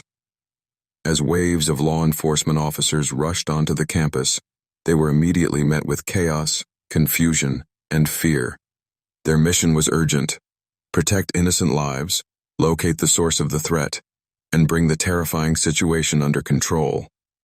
With every second carrying life or death consequences, officers moved through an unpredictable and dangerous scene, confronting a tragedy that revealed how evil can appear without warning, and in many forms. I should be a kid to be like, oh, he got mental issues. Get out! Get out! On December 6, 2023, students at the University of Nevada, Las Vegas, were moving through what seemed like an ordinary day. With winter break approaching and final exams ahead, the campus appeared calm and routine. Few noticed when a black 2007 Lexus slowly entered the property and parked near Beam Hall, home to UNLV's Lee Business School. The man who stepped out wore a long black overcoat, appearing no different from a faculty member or visitor. After gathering items from his vehicle, he walked toward the building without drawing attention. Outside the student union, campus life continued as usual. But within moments, that ordinary day was about to take a devastating turn. 911 emergency. Hopkins Hello? 2024. Do you need police, fire, or medical? I need the police, please. What's the address? I'm at BEH, at UNLV. Someone's shooting inside the office. Please hurry. Okay, all right. Are you at UNLV? Yes. How long ago did you hear the shots? They're happening right now. How many shots have you heard? Like 5. I'm hiding under my desk. I closed my door. It's locked. Within moments of the first 911 calls, campus police began responding to Beam Hall. The first visible sign of danger came as a university police officer ran from the nearby plaza toward the building. I heard them screaming. Who did you hear screaming? I don't know. I think they were on the right of me. I'm on the 4th floor. Did you hear them say anything? No, just screaming. I heard the shots fall, and then I heard screaming. Okay. Do you know if anybody's injured? I don't know. I'm in my office. I closed the door. Okay. What do you hear? There's an alarm. That was an alarm? Okay. Okay. Who else is in the office with you? I really want to go home. Inside, fear quickly spread as students and faculty learned there was an active shooter. While many searched for a way to escape, others were already moving toward the danger. Beam Hall! Second floor! The first university police officer entered the building just 78 seconds after the initial emergency call. At the same time, dispatchers continued receiving frantic reports from terrified callers, trying to gather critical details in real time. It was on the 4th floor of the Lee School of Business at the University of Nevada, Las Vegas. I heard shots fired, and I heard screaming afterwards. With reports placing the shooter on multiple floors, responding officers had to move with extreme caution. Move, move, move!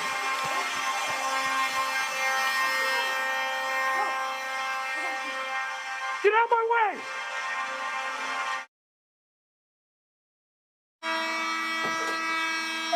Close. I got open door. Open door.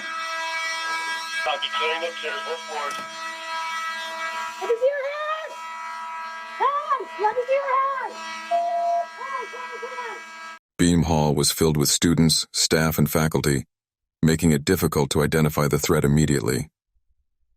As the first officers searched the hallways, a much larger law enforcement response was already being mobilized. Sounds like an active shooter. Active shooter, love you.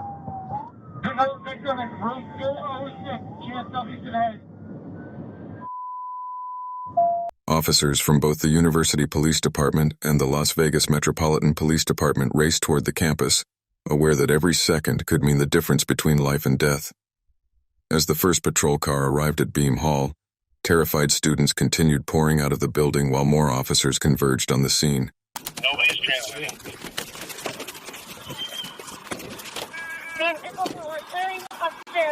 It's gonna be this one upstairs.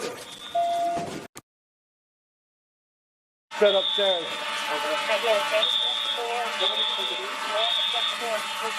With additional units entering the building, officers understood that the response had to be controlled and coordinated. In such a chaotic environment, one wrong move could create even greater confusion. 715, we do have a lot of students running everywhere just for these units arriving. Watch your speed. But there was no time to slow down. Their priority was not only to stop the threat, but also to reach the wounded. Soon, 2 officers encountered a man suffering from a gunshot wound to the chest. Although he was still on his feet, his condition was clearly critical. With paramedics unable to safely enter the unsecured area, officers moved quickly to get him to an ambulance and emergency care. Where's the victim? I'm in the back right now. Keep going, keep going. You can't drive like that with that open. Just take him out to Maryland. The wounded man was only one of thousands of people on campus that morning, and officers knew their highest priority remained clear: locate the shooter and stop the threat. Put your hands up!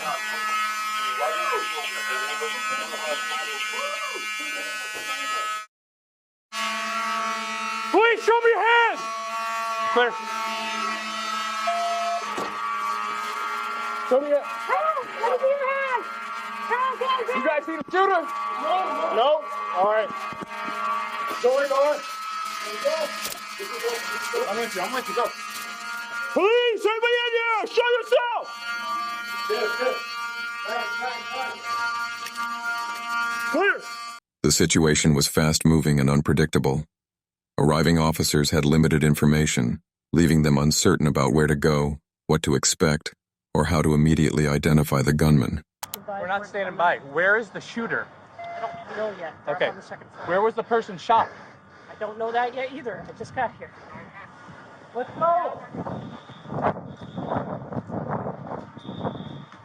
7:15. Yeah, we're gonna need some additional units here. It's Beam, Baker, Easy, Adam, Mary Hall. We need you with us.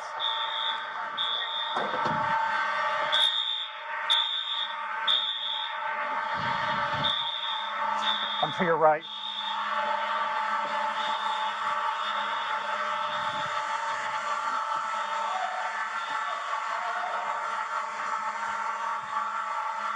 Get out! Get out! Third floor. How'd you get up there? There would be time later to examine the decisions made during those chaotic moments. For now, police had to act with the information available, while terrified parents waited for answers. 911 emergency, Newhouser, 1486. Yes, hi. I'm calling because I received a text from my daughter from UNLV. Okay. Are you aware of what's going on? Yeah, we are aware. Okay. Is there any information you can give me? I cannot give you any information at this time. We are just okay. We do have units on scene, and they are working it. Okay. Where is she at? Well, let me ask her. Yep. Tell me where she's at. She's at UNLV. Okay. Let me see if she'll text me back. I'm sorry, I'm shaking. No, you're fine. It's fine. I understand. What do you got? I got shot. One victim. Inside Beam Hall, officers began seeing the devastation left behind. Before long, reports of a fatality reached the unit still arriving on scene. Another victim in room 406. She has nothing to the head. Oh, this is it. Let's go, 321 This is what I signed up for. Active shooter team, make our way to the suspect and take him out. Hey. If I'm working, if you're shot, be fired. If I see turn forward, go! Taser gets fired. Turn off the f***ing alarm. Confusion spread both inside and outside the building as police worked to move students and staff to safety.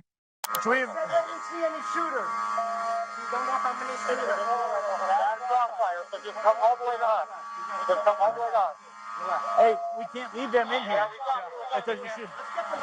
Come on, let's go. Calmly, let's go. We're gonna evacuate. There's a group of kids in there. We're gonna evacuate. But officers could not shift fully into rescue mode. The shooter was still a possible threat and could appear at any moment. He's still active. Hey, Chuck, he's fired. He's still active. Keep there.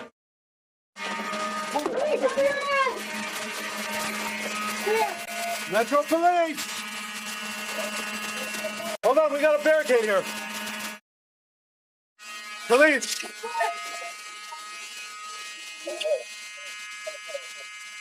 All right, stay here. Did you hear a gunshot? Did you see who the shooter was? Stay here. Lock the door, okay? Many doors inside Beam Hall were already locked, creating new challenges for the response. In one area, officers discovered a trail of blood leading into a locked room.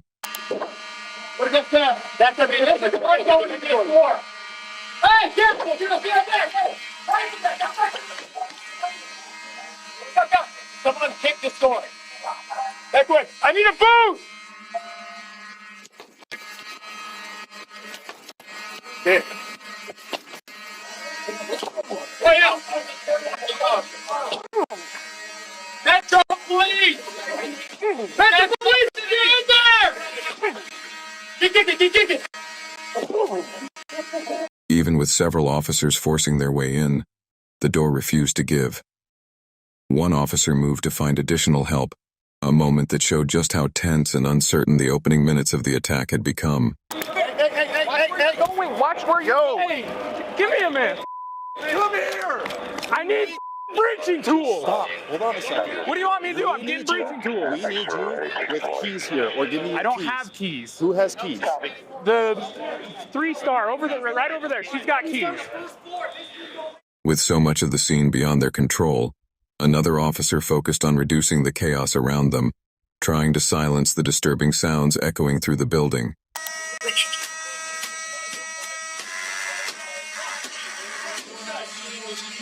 Meanwhile, police found a way to breach the stubborn door without specialized equipment. Can we break through the wall?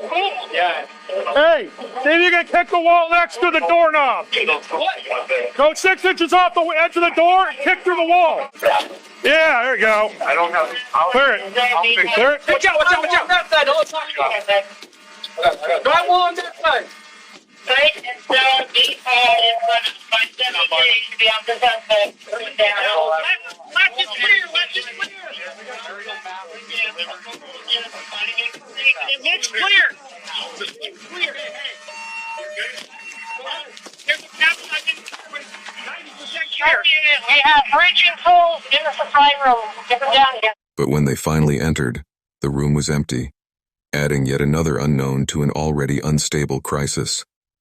Across Beam Hall, even unlocked rooms presented serious risks. Dark corners, frightened people, and limited visibility made every search dangerous. Police, anybody in here?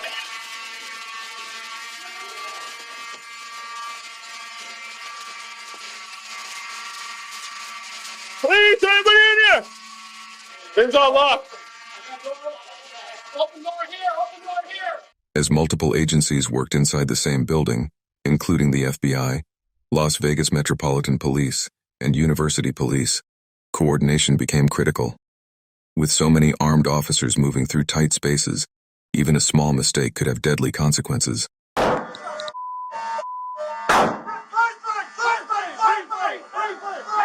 about a warning? Heads up.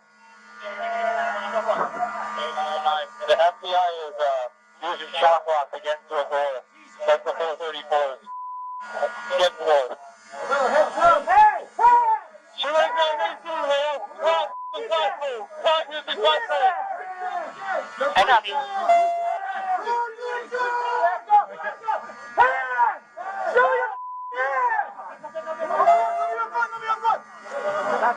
It's a cop. Blue, blue, blue! Okay, hold on. Wait up. Watch for them.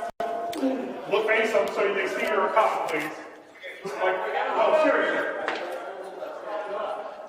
Hey, blue,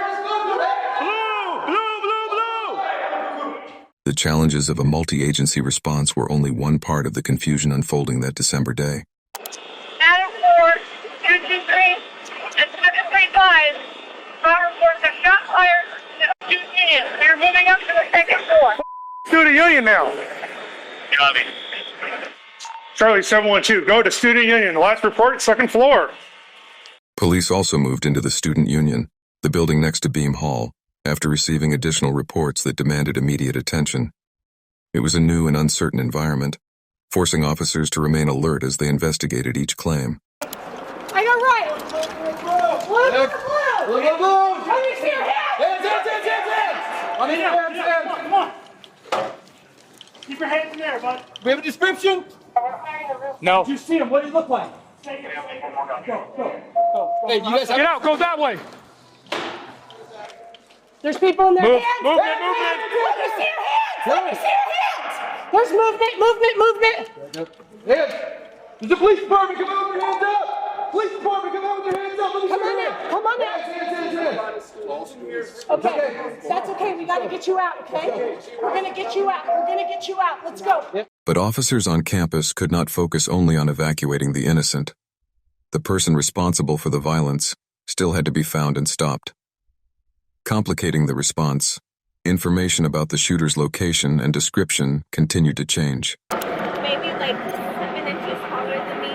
He was a bit far though, and he was whiter set. Heavy set, male, Yeah, white, black, Hispanic. He looked white to me. Subjects on top of MTE, long hair and backpacks. 2 subjects on top of the roof of MTE with long hair and backpacks. Did you hear that? MDE, is that behind us here? Behind me? That's down there. Second suspect is at 4970 Paradise in the Best Western, right? His wife works there. He said he was a suspect involved in this 458. Many experienced officers were already on scene, and not all of them accepted every alarming radio update at face value. Yeah, so I heard on the radio they said that they had 2 subjects come into DRI saying that they were robbed by like something like that by the suspect. But that's down there, Flamingo and Palos Verde. That's where we were at. Yeah. Yeah. While each report had to be treated seriously, some officers understood that in a crisis this chaotic, not every piece of information would prove accurate. Relax. 207 by we have 1 suspect down right in front of Frank and Estella. I think at one point on the air, it came across that this building had activity, but I'm not. That's going to be one of those echo calls. Yeah. You know, just like on October 1. So I think that's why they're standing. For many officers responding to UNLV, the scene likely brought back memories of the worst mass shooting in modern American history, the 2017 Mandalay Bay Massacre, which unfolded only 3 miles away. For others, this was the first time they had faced a crisis of this scale. Sorry, this is day 1 for me. What's up, dog? So, Go ahead. welcome. 6530. Among them was Officer Cody Schmidt, the first officer to enter Beam Hall. That day, he was forced to balance his duty as an officer with the concerns of his own family. My wife is in here. Hey, Terry. Hey, Terry. Text. If you haven't left campus, you need to do it right now. But even that personal pressure did not keep him from moving toward the danger. Hey, I got a sledge! I got a sledge!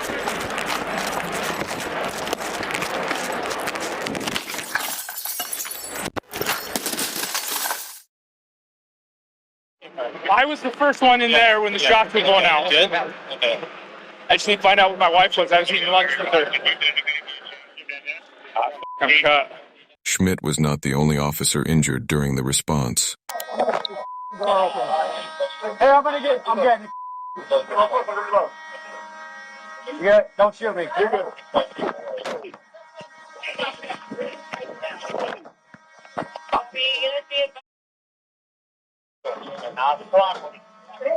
Separate my shoulder.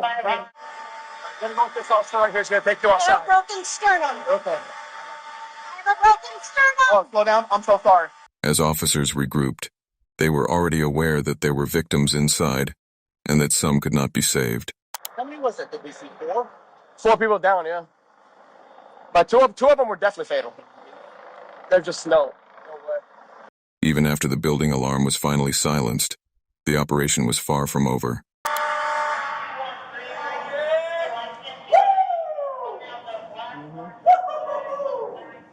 That sucks in the middle of a class.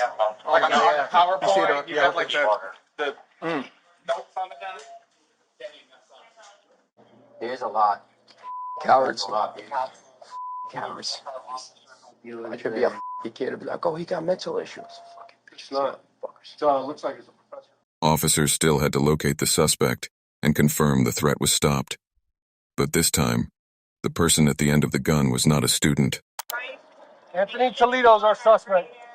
55 pounds in an overcoat. As the suspect's description was broadcast over the radio, some officers may have remembered an encounter they had only moments after entering the building. Get out! The failure to immediately identify the shooter may have been a critical missed moment. Less than a minute later, the unemployed professor confronted university police outside the front entrance of Beam Hall and opened fire on an officer. It would be the final act of violence he carried out. We got the shooter. He's down. Come to me. Back up on me. Yep, we're here. The suspect was quickly neutralized, bringing the immediate threat to an end. Given the gunfire erupting around officers and bystanders, it was fortunate the confrontation ended without further loss of life. Did this guy just randomly run through the wall later? The shooter left behind more than devastation. He also left evidence that pointed to his intentions. At the scene, police discovered 2 cards filled on both sides with photographs, names, staff titles, and room numbers. The names of 10 UNLV faculty members were written on them, though none were among Polito's actual victims. Investigators later learned that Polito's campaign of intimidation had begun before he ever entered Beam Hall with a handgun. Earlier that morning, he had mailed 22 letters containing hateful messages to academics he believed had wronged him throughout his career. In one letter to a former co-worker at East Carolina University, Polito used insulting language while portraying himself as intellectually superior. He referred to himself as a Mensa member and Dr. 160 IQ. Some envelopes also contained a mysterious white powder, which police later determined was harmless. Do we know if the guy was he was the guy in the front with his brains popping out? Yeah. The damage caused during the law enforcement response was significant, but it was minor compared to the destruction left behind by Anthony Polito. His attack claimed the lives of 3 UNLV professors: 64-year-old Chajan Jerry Chang, 69-year-old Naoko Takamaru, and 39-year-old Patricia Navarro Velez. A 4th victim, a 38-year-old visiting professor, survived but was critically injured. His life was likely saved by the quick actions of officers Jacob Noriega and Ty Vesperas, who were later honored by the Las Vegas Metropolitan Police Department Foundation for their composure and bravery. Investigators later concluded that Polito displayed signs of delusions of grandeur and an inferiority complex. That assessment was supported by material found on his personal website, which featured student praise, claims about deciphering a Zodiac killer letter, and links to topics he found fascinating, including the 2001 anthrax letters.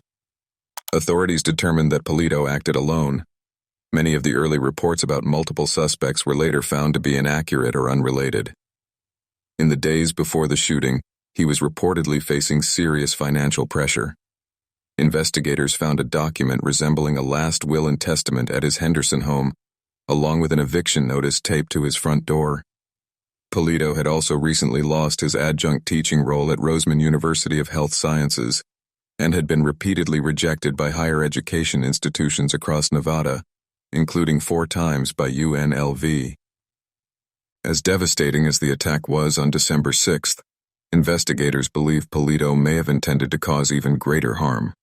The rapid and overwhelming law enforcement response may have prevented a tragedy even larger than the one that unfolded that day. Do you think Polito's warning signs were missed before the UNLV shooting? Could the fast police response have prevented an even bigger tragedy that day? What happened at UNLV shows how quickly an ordinary day can turn into a nightmare. Rest in peace to the victims, and respect to the officers who ran toward danger to save lives. Comment your thoughts below, subscribe for more true crime breakdowns, and watch the next video for another real case that shocked investigators. No, did he already tell you? Yeah. Okay. Let's look for it. You're lost.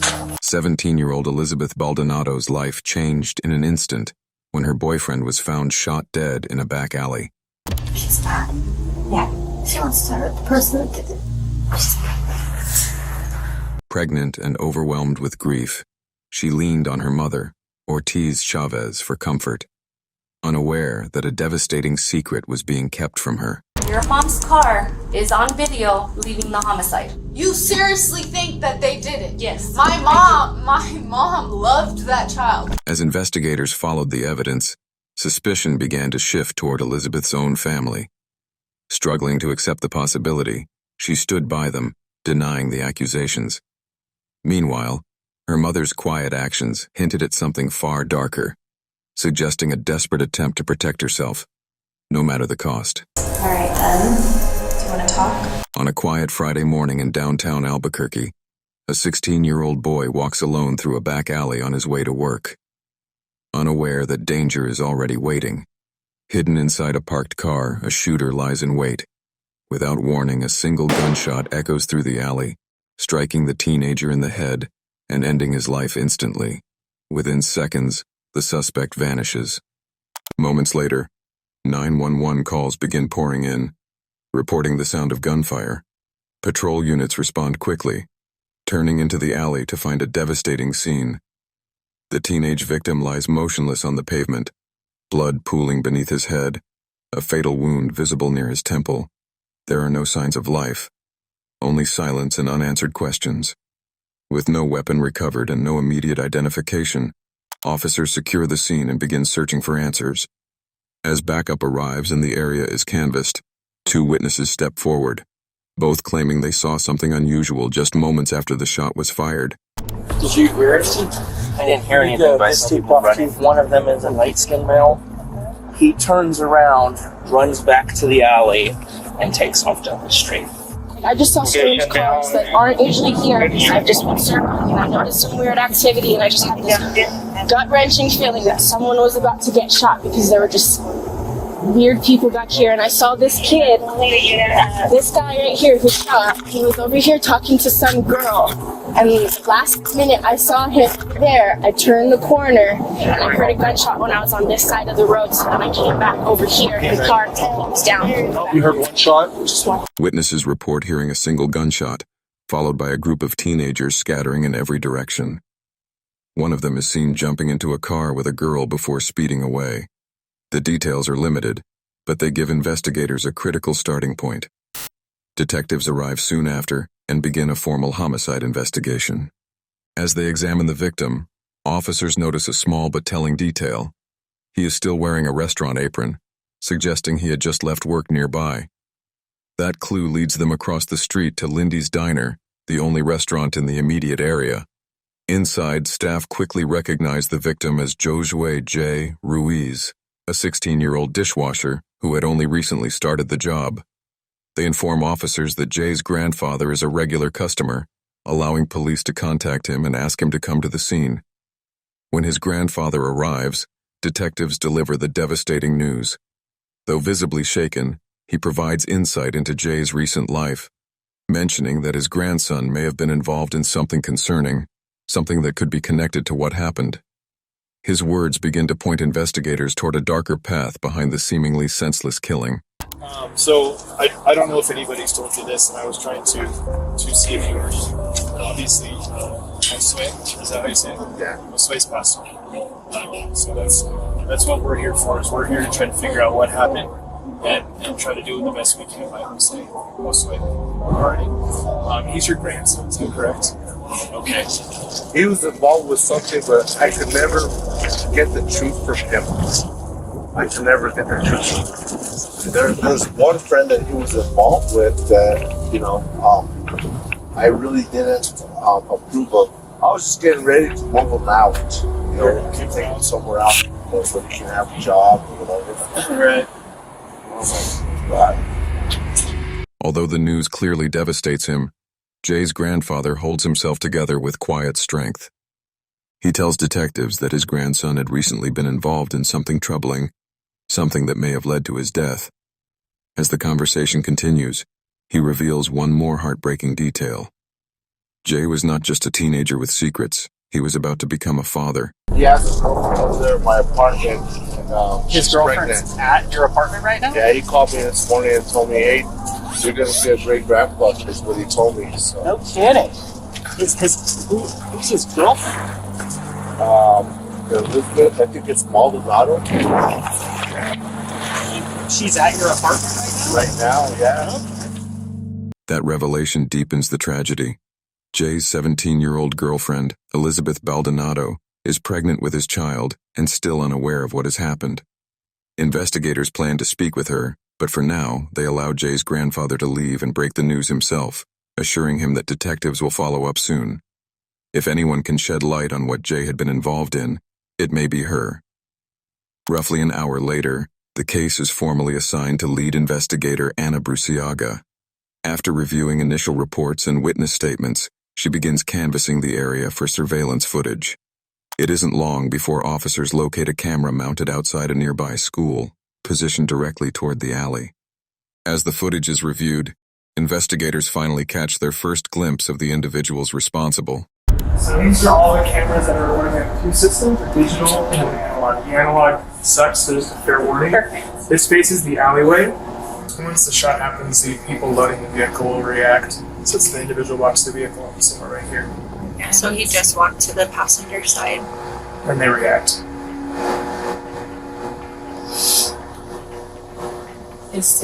It almost looks like a Toyota. On the surveillance footage, a gold Toyota sedan is seen speeding away just seconds after the gunshot. Through the darkened windows, investigators can make out at least two figures inside, confirming that more than one suspect is involved. A few hours later, detectives arrive at the apartment where Jay's girlfriend, Elizabeth Baldonado, is staying. They hope she can provide insight into what Jay may have been involved in. What they don't realize is that they are about to come face to face with someone far closer to the truth than expected, someone connected to the killing itself. Do you mind if we come in here? Yeah, go ahead. Yeah, I'm so sorry for your loss. I know that obviously he was possibly having some issues with some people, right? Can you tell me about that? He doesn't really tell me much about that stuff. So let's start with today. What did you guys do today? He took a shower at like 8 o'clock. He was getting ready to go to work at 10. I was making appointments today because we found out that I'm pregnant. Well, he was texting me still until at least around 12 o'clock. And then he stopped answering me for a few hours. Elizabeth's account aligns with the timeline. She explains that around 11:20 a.m., Jay suddenly stopped responding to her messages, the exact time investigators believe the shooting occurred. Beyond that, however, she offers little detail, describing Jay as quiet and private, someone who rarely shared what he was dealing with. To detectives, it suggests he may have been involved in something hidden, possibly a deal gone wrong or a confrontation that turned deadly. But something doesn't fully add up. Elizabeth isn't telling everything, at least not yet, and as her memory begins to unfold, what she reveals next won't just give investigators a new lead. It will slowly shift suspicion toward her and her own family. A little bit from what I gathered from Grandpa is that he feels that he was up to no good lately. Can you tell me about that? This morning, him and my brother were supposed to box it out because this has nothing to do with this at all. My brother and him just don't get along. They bump heads very much. But my brother would never do this. He knows how I feel about Jay. And which brother? My younger brother. Your younger brother? What's his name? Angelo. Tell me a little bit about why they were gonna box it out. Me and Jay, we were arguing about something. I don't remember what. But we started getting really loud and my brother got tired of it, so he came in and told him to stop yelling at me, and then they just started fighting. Physically fighting? No. So did they text each other that they were gonna fight? No. Jay called me and told my mom that he wanted to box it out with my brother. According to Elizabeth, her brother Angelo had planned to meet Jay that morning for a fight, an attempt to settle ongoing tension between them. Although the confrontation never took place, and Elizabeth insists it has no connection to the shooting, the detail introduces a possible personal motive.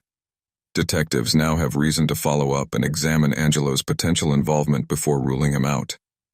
Before investigators can press further, Jay's family arrives at the apartment. News of the shooting has already reached them, but they have yet to receive official confirmation. Lead investigator Anna Bruciaga is forced to deliver the devastating truth to Jay's mother, a moment that remains as thrilling as it is heartbreaking, no matter the experience behind it. Can you tell us what's going on? Yeah, absolutely. First and foremost, I'm sorry for your loss. Okay. Right now, I don't have much other than officers were dispatched to the alleyway in reference to his being dead. Okay. What happened? That's why so we just got called out. That's why I'm trying to interview as many people as I can. That's why I headed here first, and then I was headed your way because I do have some questions. But as of right now, I don't. Okay. I really.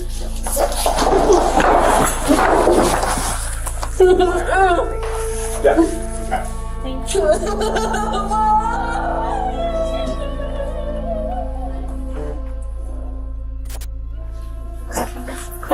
I'm just here.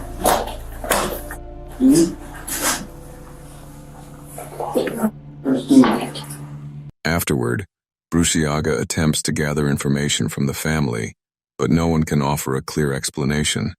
Even Jay's mother struggles to understand who would want to harm him, leaving investigators without a solid motive. As officers collect Jay's phone and prepare to leave, another figure enters the apartment, Ortiz Chavez, arriving to comfort her daughter. What begins as a routine conversation soon shifts. During the exchange, Chavez mentions a small but notable detail, something subtle, yet enough to catch the detective's attention. In that moment, without drawing suspicion outwardly, she quietly places Chavez on her radar. What kind of car do you drive? I drive a Toyota. Toyota? Yeah, like a gold. Yeah, it's gold. Stalled out on me, I just looked there, whatever. And you said you just purchased it? Yeah. Do you have a plate on it? Yeah. No, I don't. They took our tickets off. Sticker off the temp tag. Yeah, they took it off the car. Where you said it's. Oh, yeah. So earlier this morning, it broke down on her, and then she just left it there. As Chavez begins describing her vehicle, Detective Ana Bruciaga immediately recognizes the details. A gold Toyota sedan, matching the one seen on surveillance footage fleeing the scene moments after the shooting. The connection is difficult to overlook. While she notes it carefully, she refrains from drawing conclusions too soon. Instead, she ends the initial interview and heads out with officers to the location where Chavez claims she abandoned the car earlier that morning. When they arrive, the vehicle is gone. That absence only deepens suspicion. To Bruciaga, it suggests the possibility that Chavez is withholding critical information. Roughly 40 minutes later, investigators return to the apartment to speak with her again, this time in private. Only a few hours have passed since the murder, yet Bruciaga's instincts signal urgency. Rather than waiting, she takes a direct approach and confronts Chavez with a bold accusation. So here's the thing, okay? So I believe your car was used in today's homicide. Okay? You're lying to me. No, I am not. So you stole my car. That's why I'm talking to you. Okay, so if you don't tell me who had your car, I don't know. It's your car. I left my car at the side of the road. Okay. I didn't lend my car to nobody. Bruciaga lays out the connection clearly, believing the car seen fleeing the scene belongs to Chavez. But Chavez insists she had abandoned it and claims it must have been stolen. The explanation raises more questions than answers. If her car was involved, then someone had to be driving it. And based on what Elizabeth revealed about the planned fight earlier that morning, one name quickly rises to the surface. Chavez's son, Angelo. so what I'm getting at is that what are the odds that your son and his friends have a problem with Jay, and Jay is now dead, and people are telling me it's your car on scene. But my son said he wouldn't, and I gave it to Vaughn. And I was with them today. Okay. So you were with them all day? Yes. My son had an interview at 9 o'clock. And we were over at the Whataburger over there. Cottonwood or whatever. You drop him off? No, I didn't leave the Whataburger. Okay, so you waited for him to be done? Yes, and we went back together to my house. Okay, then you guys go back to the house. Mm-hmm. Okay. And he stayed there. And I left with myself, the car, to go see Elizabeth. Chavez's account of her morning only deepens Detective Ana Bruciaga's suspicions. If she truly abandoned her car around 10:30 a.m. and it later disappeared, there is a strong possibility it is the same gold Toyota captured on CCTV fleeing the scene after the shooting. Witness statements describing a young male and female inside the vehicle further intensify concern, especially given that Chavez has both a teenage son, Angelo, and a daughter, Elizabeth. For now, however, these remain preliminary suspicions. Investigators are aware that Jay had been secretive and may have been involved in something he kept hidden from those around him. That alone leaves room for alternative explanations. Yet there is something about Chavez's demeanor that Bruciaga cannot ignore. Even after hearing that her own son could be linked to a homicide, Chavez remains unusually composed, almost detached. It is not the reaction typically expected under such circumstances. As the conversation continues, that calmness begins to feel less like control and more like concealment. The longer Bruciaga listens, the more certain she becomes that Chavez is withholding critical information. And with time working against her, the detective decides to take a calculated risk, one that most investigators would hesitate to make so early in the case. So, did you shoot Jay? No, I didn't. No. He's a kid. He's a baby. I know, but somebody did. No. But I also feel like you know more than you're telling me. But I don't. Because again, I'm telling you, based on your demeanor, I think you know what happened. And I know it's your car. And I am going to confirm it on video surveillance. I hope you do, because I'm lost right now. Once again, Chavez's reaction is not what Detective Anna Bruciaga anticipates. Rather than breaking down or becoming defensive, she quietly denies the accusation, her expression marked by sorrow, but little else. The response leaves Bruciaga weighing two possibilities. Either Chavez is genuinely overwhelmed and struggling to process the situation, or she is deliberately maintaining control to conceal the truth and protect her children. With no concrete evidence at this stage, the interview comes to an end. Still, Bruciaga cannot ignore the persistent sense that something is being withheld, that the answers may be closer than they appear. Acting on that instinct, she moves quickly to verify Chavez's account by speaking directly with her son, Angelo. Within the hour, investigators locate Angelo at his workplace and question him in person. So there was a shooting downtown today, and somebody died. So I know that you knew him. I think he was actually somebody that you knew because he was dating your sister. Talking about Jay? Mm-hmm. Yeah. Is he alive? No, he's not. He's dead. So I just wanted to find out from you just a little bit. Can you tell his grandpa? You talked to his grandpa, right? Yeah. Can you tell his grandpa I'm so sorry? Okay, yeah, for sure. So explain to me what this whole, your mom and your sister explained, this beef between you and Jay. So explain that. We had a problem with him and his sister. And like I said, we had that with father. And then we didn't really talk after that. We both went our separate ways. Yeah. So, your sister tells your mom tells you that Jay wants to fight. So when did you guys plan to meet? I didn't plan nothing. He assumed. And I was just like, we're good, we had all this good, we had all this shit, so we're good. He said he wanted to do 8 o'clock. Today? Yeah. Yeah. And she, you mean your mom said? That's what he told me, that's what Jay told me. That's what Jay told to tell my sister to tell me. But so on and so forth, this is what I got told. That you're supposed to meet. Where were you guys supposed to meet? He just said he wanted to fight me. He didn't talk to me early, so I assumed we got my door. His account aligns closely with what detectives have already been told. He confirms that Jay had wanted to settle tensions through a fight that morning, but claims it never took place. Beyond that, he offers little additional detail, and his timeline matches his mother's. For the moment, their stories appear consistent. However, until those claims can be independently verified, Bruciaga treats them with caution. Before detectives can press further, Chavez unexpectedly arrives, and this time, her demeanor has shifted.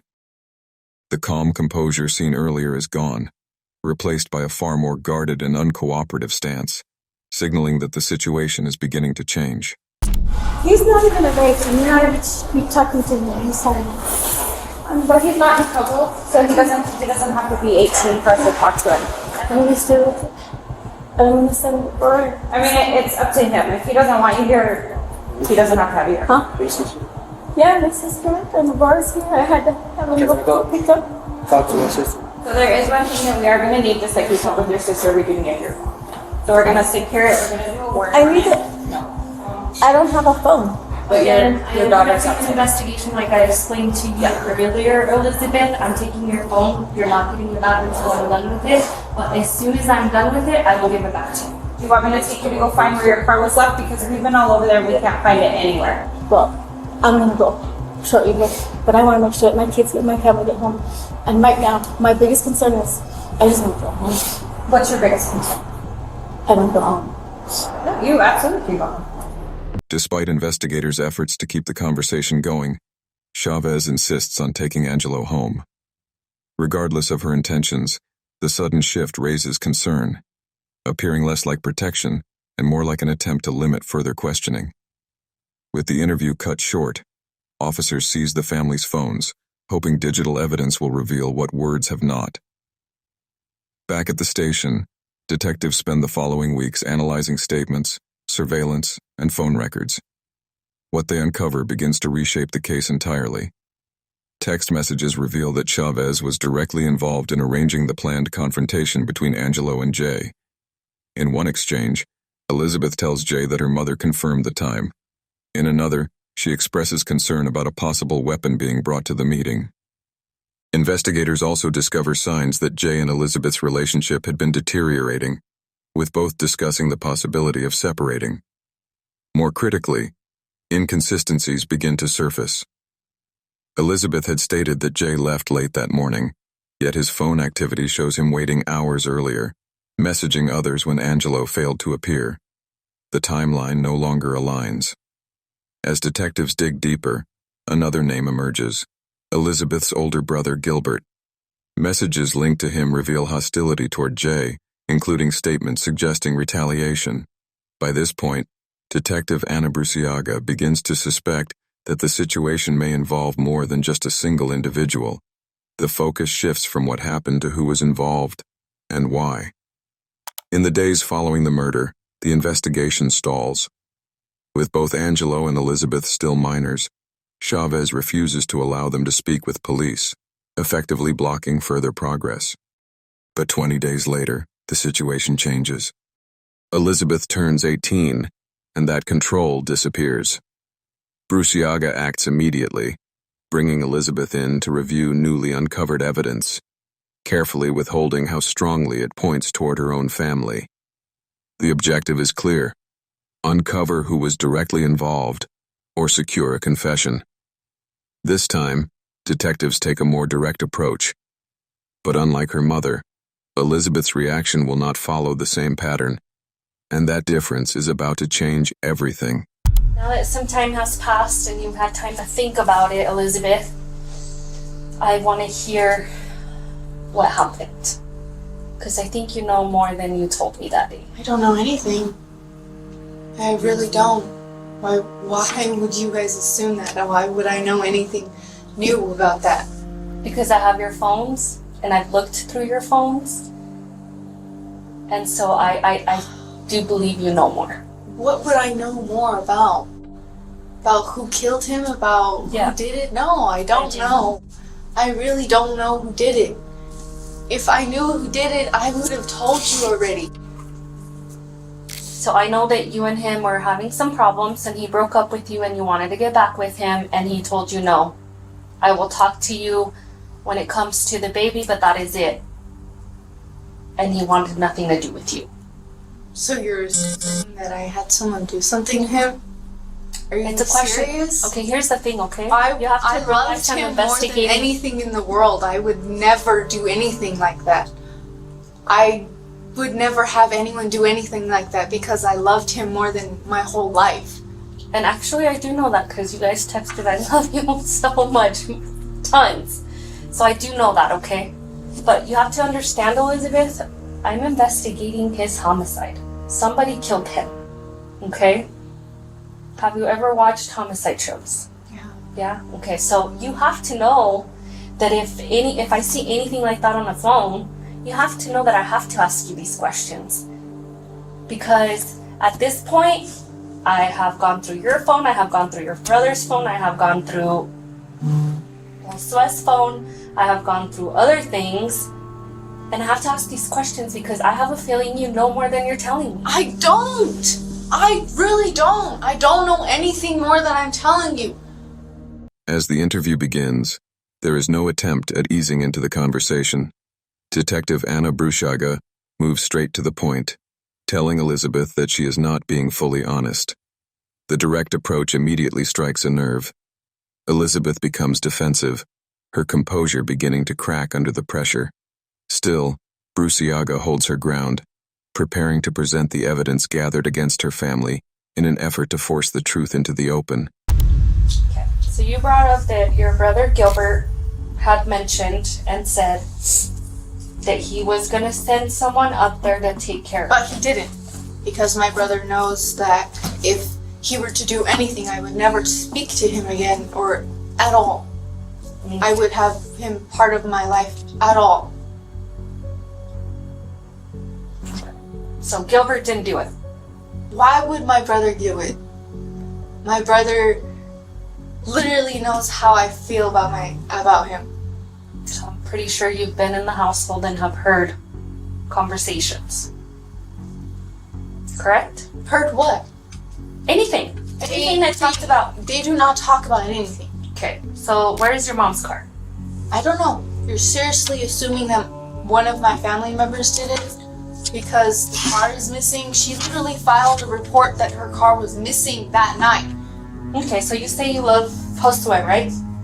And he's the love of your life. So why are you covering for your mom and your brother? I'm not covering for anybody. Are you fucking serious? You seriously think that they did it? Yes. My mom loved that child too. Okay, maybe not your mom, but what if what if I told you that your mom's car is on video leaving the homicide? What if I told you that? You know how many Toyota Camrys that are gold live in the city? But what are the odds that your brother and Josue were supposed to meet up? My brother was at home. My brother was at home with his girlfriend. They were literally sleeping until he had to go to work. The tension builds quickly. Each accusation pushes Elizabeth closer to her limit, her frustration and emotional strain becoming more visible. At this stage, many investigators might choose to step back and de-escalate. Brushaga does the opposite. Recognizing the moment, she shifts strategy. Instead of challenging Elizabeth's denials, she aligns with them, acknowledging that Elizabeth may simply be trying to protect her family. It is a calculated psychological move designed to lower her guard and create a sense of safety. By removing confrontation, Brushaga opens a narrow path for honesty. It is a high-risk approach, one that could either shut the interview down completely or finally uncover the truth that has been carefully concealed. But I'm going to tell you right now that your mom said she drove Angelo to his interview. Guess what? Angelo said he borrowed the car from your mom and he drove himself to the interview. So obviously, somebody's lying. And I kind of understand that you don't want to see. No, you don't. They don't. They did not do it. Because you are literally looking in the wrong place. You're just trying to blame somebody just so that you can get someone for the crime. I know they didn't do it because, well, I don't know for sure, but I know they wouldn't have done something like that. They know how much that would crush me, and literally they have seen how much I have died these past 2 weeks. Okay, and I'm not telling you if I find out your brother. I'm telling you when I gather up all my evidence and I arrest your brother, I hope that you didn't know more. You guys can think however you like. My family did not do it. Elizabeth, you can't get out without us letting you out, babe.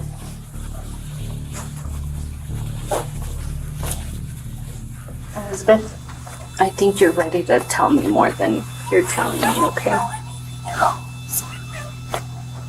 You have to realize, Elizabeth, that somebody took your baby's dad's life, and now that baby is not gonna have a father. And as much as you love your family, they still took your baby's dad away.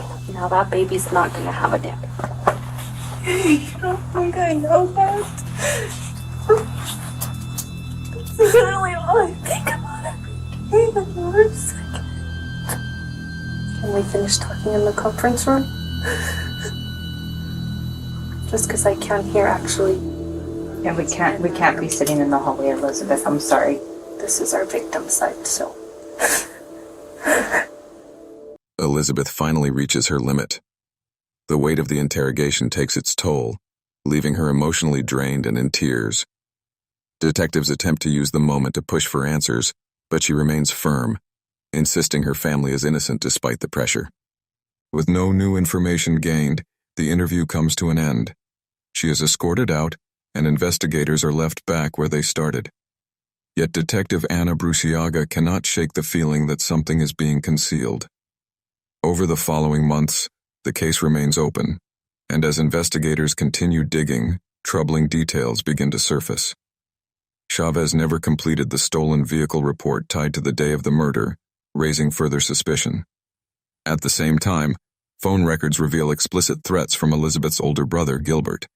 Messages that strongly suggest intent to harm Jay, and attempts to distance himself from involvement. These discoveries shift the focus. Investigators begin to consider the possibility that Gilbert played a more direct role, potentially supplying or even using the weapon. Chavez's actions with the car now appear less like coincidence and more like an effort to conceal what had happened. Both Gilbert and Angelo rise to the top of the suspect list. Despite the growing theory, there is still no definitive proof. The case is built on strong suspicion, but lacks the evidence needed to close it. Determined to break the silence, Bruciaga organizes a direct confrontation. On May 19th, 76 days after Jay's murder, she and a team of officers arrive at the family's home, ready to apply pressure and force answers. What follows escalates far faster than anyone anticipates. Oh, hi Gilbert, how are you? Hi. Can I actually talk to you, Gilbert? You know what it's about because, I've already done some research. I'm not going to talk to you right here in the door. Do you want to come talk to me over here? Hi, Elizabeth. How are you? Good? Okay. Is your mom here? She's showering. You might want to go tell your mom that I would like to talk to her again. I'm going to talk to Gilbert if he's willing to speak with me. And Gilbert, again, I don't want to talk to you right here in front of the door. Do you mind coming even over here? Yes. So, tell me what you know. Like I said, I just moved in here. Okay, so I'm not gonna play games with you, okay? I know you threatened to take care of Josue. Yeah, but I didn't do nothing. Okay. I wasn't even up here. I couldn't even do nothing. Okay, so obviously you do know why I'm here and why I'm talking to you now. You wanna discuss, or do you want me to just take it at face value? I already saw the Facebook, so. I didn't. Huh? So you can do whatever. I didn't do shit. So. Okay, so. I'm innocent. Again, in your Facebook, you do disclose and say you're gonna send somebody to take care of him. Yeah, but did I send? Okay, so who'd you send? Because he died. I didn't send nobody. Do I need to be any clearer? He died. Yeah, but I didn't send nobody. Mom, ain't nobody want to do it. They're all scared. Can I see your phone? Can I see your phone? Thank you. It's a T-Mobile. Okay, I'm gonna take it. I'm gonna do a warrant on it. Okay. Yeah, take my phone. Yes. Again, you have to realize that I'm investigating a homicide. Okay, a homicide in which you threatened to kill my victim. So you're gonna take my phone? Yes. I'm gonna take your phone. I'm gonna do a warrant on it. If for any reason. Just don't look at the pictures. You know what I'm saying? Unless you want to see something. But it's a whole lot of something. Okay. Well, I won't look at pictures, but I am interested in who you've been talking to, text messages, and so on. So I am gonna do a warrant on it. Okay. After getting no meaningful answers from Gilbert, Detective Anna Bruciaga makes a calculated move, seizing his phone in hopes that it contains the evidence they have yet to prove. As officers continue their work, Chavez steps outside, briefly speaking with them. Her urgency to leave does not go unnoticed. Sensing the moment, Bruciaga moves quickly to intercept her, bringing up the planned fight she had helped arrange. The goal is clear: to observe how Chavez reacts under pressure. This time, however, the composed demeanor seen earlier is gone. I love you. I was a racist, yeah. Can I talk to you really fast? I have to catch the bus, so I mean, you got 5 minutes of my time. Okay. And that's it. Thank you, Gilbert. Thank you for speaking with me. Have a good day. We'll check in with you before we leave. Talk to us again. Hi, Elizabeth. I know you're gonna be quick and all, but so you know why I'm here, okay? I don't gotta repeat myself. I don't want to repeat myself. I don't want to play games. This is that okay? confirmation number from when I had called, because I called that same evening, and nobody ever came out of it. You didn't report your car. I did. This No. is it. Yes, it is. I already know. Okay, you know they what, tried- Andy? I'm not trying to be mean with you, but this is the confirmation number that. So why did you set up a fight between Angelo and Josue? No. Yes, you did. No. The I little have boy called over. He called to the house. He was asking for a fight. I was like, wait a minute, you want to do what? I was like, are you serious? It was either that or you want to sit there and do some stupid things. I'm not trying to have stupid things go on between those boys. Those boys need to learn how to get along. Like I said, So are you gonna write I this down? have phones. I already know when you called it in. You never fully followed through. I did. I waited for them to get here. Okay, do you have the title to the vehicle? It's in that vehicle. That's what I was trying to tell y'all. Like, I cannot give you any more information because it was in the vehicle. I didn't even get to register the car or anything. You've had the car since before January. Yeah, and I also had to get an alternator for it. You know how much money it takes to just for me to save for just a little bit of a few things? But the little boy, he called. He wanted to make the fight. Right. And I I'm was not asking saying myself, like, what do you guys want to do? I'm not saying Josue didn't set the fight, but you let them know and you set up the fight because they were gonna fight that morning. No, because they had to know. I'm like, this is what's going on when your sister's left. What do you guys think about this? Yeah, I let them know because they needed to know. Because that's not right. So I'm gonna tell you something, okay? Yeah, my 5 minutes, I'm done. Okay. Well, I'm gonna tell you something, okay? When I charge someone, you're gonna be charged along because I know you're hiding the truth and I know you're listening to me, and it would suck for Aurora and Elizabeth's baby to not be present, for you not to be present, because I will charge you because I do know you were gonna set up that fight that day. The end. Young lady, I got it off your daughter's phone. Goodbye. Chavez responds with visible frustration, her tone shifting as she becomes defensive and attempts to leave. In the midst of the confrontation, she lets a key detail slip, admitting she knew about the fight between Jay and her sons, while claiming it was initiated by Jay himself. The admission, though partial, adds another layer to the growing suspicions. Before departing, Bruciaga makes one final attempt to speak with Elizabeth, hoping that, with pressure mounting, she may finally be ready to reveal what has been kept hidden. How you been, Elizabeth? Fine. Are you still pregnant? Yeah. Yeah? How far along are you? Well, from my menstrual cycle, she said 14 weeks and 7 days. So, Elizabeth, you know, we talked last time and I know you were very upset and I can't imagine what you're going through because you're kind of put in between, but I already know you know what happened. Oh, I don't. I don't know what happened at all. All I know is that when his grandpa got back, he told me that Jay was dead. I would just hate, and I truly, from the bottom of my heart, still believe that you weren't involved. But I would just hate to find out that you were involved. And then where does that baby go? Because he no longer has a dad. That day, there was a witness that describes a female matching your exact description, talking to Josue right before he gets shot. I was at the house. Okay. Do you realize how close you live? I was literally cleaning, Again, Elizabeth, doing all of listen that. to me. And then when his grandpa came home, he walked in on me washing the dishes. You're not going to change my mind because, I mean, is it weird that she lives here and she knows nothing? Elizabeth, you have to think about. Can I talk to you for a sec, Elizabeth? What? So Say something else. I know we're not trying to upset you any more than you already are or anything like that. But you have to think about how when this case goes to court, one, when people get arrested for things like this, they don't care whose family, friends, or whoever else they can or will throw under the bus to try to get themselves a better deal. When this goes to court and a jury of 12 random people, don't worry about what I think about it. Don't worry about what Anna thinks about it. Think about what those 12 people are thinking about it. You've got to think about what's best for him or her. I don't. Okay. I would have had you guys about that. If you hear something or something comes up, Let's sense the data. With Elizabeth repeating the same account and no new information uncovered, investigators decide to step away. Before leaving, Detective Anna Bruciaga delivers a clear warning. The next time they return, it will not be for questions, but with a warrant. A month later, on June 15th, the case finally shifts. Cell tower data places Angelo's phone at the exact location of the shooting at 11:20 a.m., the precise time Jay was killed. The evidence directly contradicts his earlier claim that he was at home with his mother. With this breakthrough, investigators secure an arrest warrant and return to the Baldonado residence, fulfilling Bruciaga's promise. That afternoon, 16-year-old Angelo Baldonado is taken into custody and charged with murder. With the primary suspect now detained, detectives finally have the opportunity to question him without interference.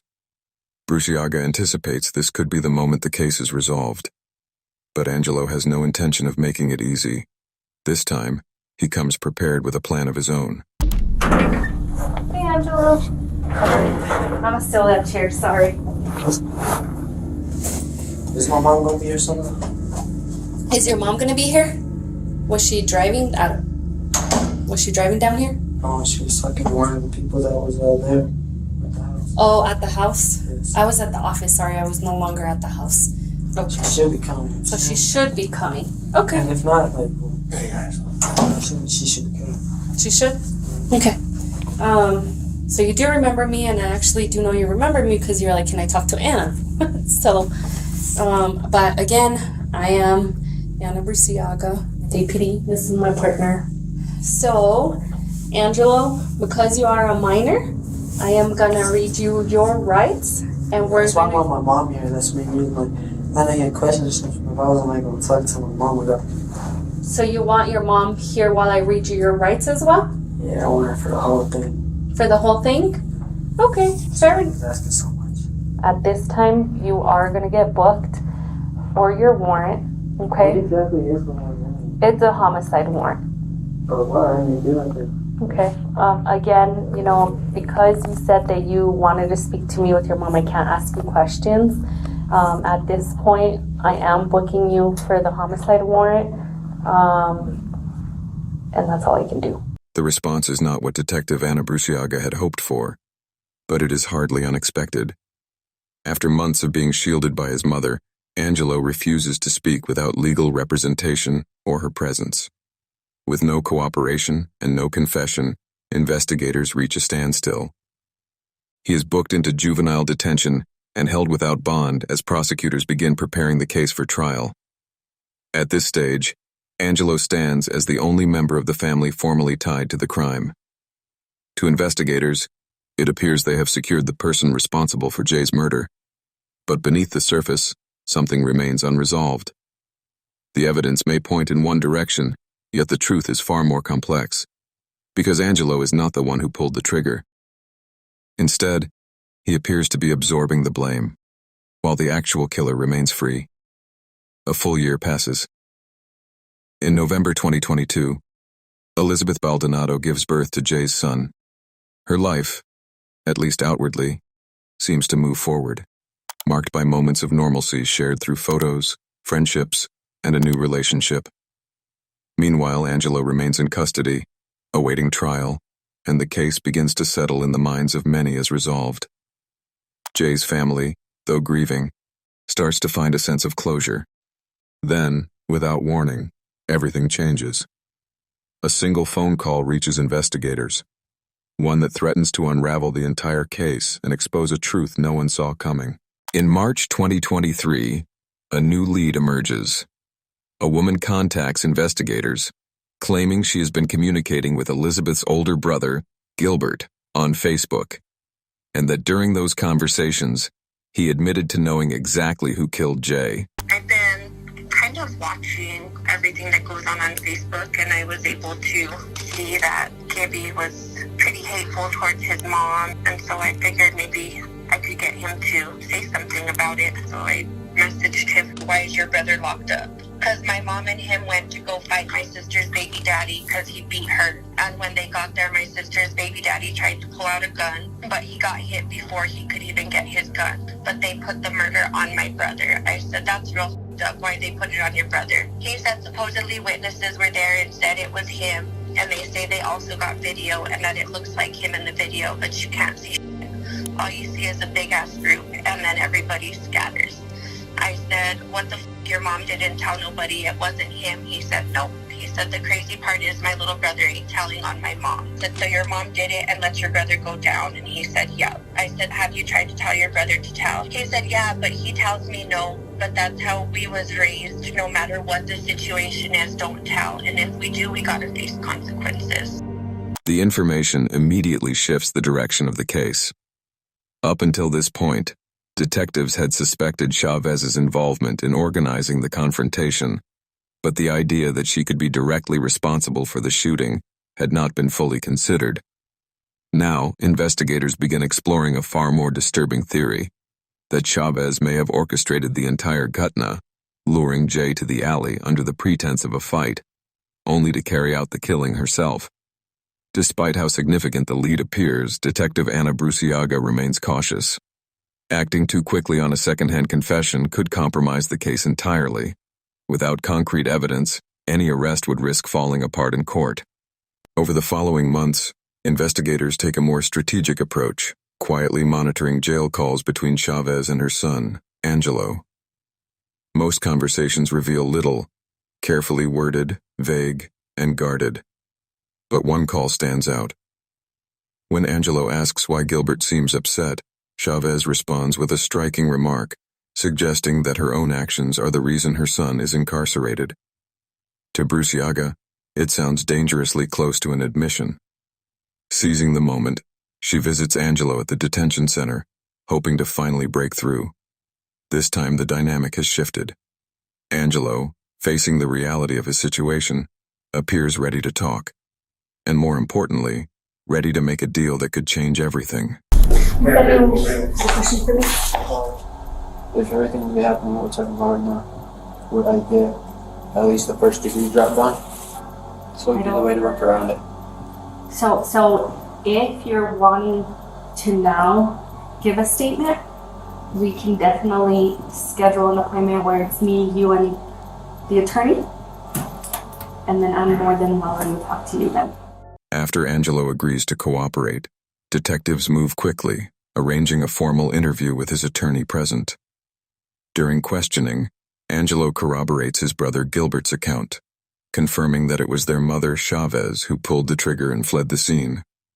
With both sons now telling the same story, the investigation reaches a critical point. Only one piece is missing: a direct confession from Chavez herself. Without it, the defense could challenge the credibility of the statements, arguing coercion or fabrication. Days later, a warrant is issued and Chavez is taken into custody.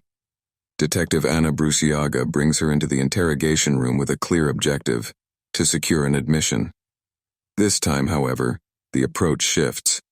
Instead of pressure and confrontation, Bruciaga leans on empathy, aiming to lower Chavez's defenses and encourage her to speak freely.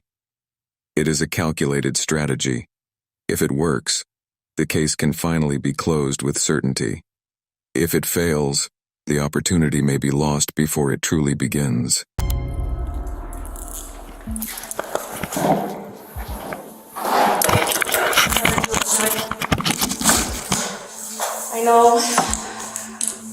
I know that you obviously recognize me because we've met in the past more than once, okay? And regardless of what happened then, I'm not going to be rude to you. I'm not going to be disrespectful to you, even though in the past you weren't the nicest, right? But you're here, and I'm not going to be rude. And I expect the same too. Fair? Okay. Obviously, I know you were visiting Angelo. I know you were visiting Angelo. How's he doing? He's okay? Yeah? Okay. How are you doing? He's in there for nothing. He didn't do anything wrong. And I mean just in general, not just because you already know why you're here, you've been in handcuffs, Been in the back of the cop car. Just now. Yeah. So I'm gonna read you your rights, okay?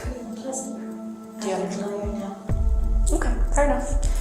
With that being said, what's gonna happen now is I'm gonna stop this interview. You're going to jail on 2 warrants, okay? You do have an open count murder warrant, and you do have, and I have to look at that one to read you the exact, but it's a warrant, okay? And that's not mine. It's not for me to discuss, but that's what one of the warrants is for, okay? The strategy collapses almost immediately. The moment Chavez realizes where the questioning is leading, she shuts down and asks for a lawyer, bringing the interview to an abrupt end and leaving detectives without the confession they were hoping for. As the case progresses, prosecutors build their theory, arguing that Chavez opposed her daughter's relationship with Jay and was angered by how he treated her. They believe she acted deliberately, assuming her teenage son would face lesser consequences if he took responsibility. Investigators later determined that neither Elizabeth nor Gilbert played a direct role in the shooting. Elizabeth, in particular, is found to have had no knowledge of what her mother planned, though she initially withheld information out of loyalty. Ultimately, Angelo Baldonado accepts a plea deal, admitting to conspiracy to commit first-degree murder and assault with intent to commit a felony. He is sentenced to remain in juvenile detention until the age of 21, bringing partial closure to a case that had remained uncertain for months. Do you think Angelo was protecting his mother from the beginning, or was he pressured into taking the blame? At what point did the investigation clearly shift from suspicion to uncovering the real truth? If this case shocked you, make sure to like the video, subscribe to the channel, and drop your thoughts in the comments below.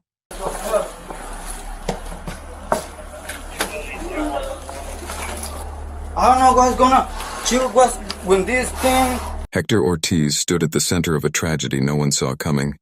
Beside him was the lifeless body of his fiancée, 20-year-old Kayla Hamilton. At first, investigators were left with more questions than answers, but within minutes, the most important clue would come from an unexpected place: Hector's own phone. Did she leave you a voice message or something? Yes, I just somebody got her. Can I hear that? During her final moments, Kayla had somehow managed to record the attack. The audio captured the struggle, the fear, and most importantly, the voice of the person responsible.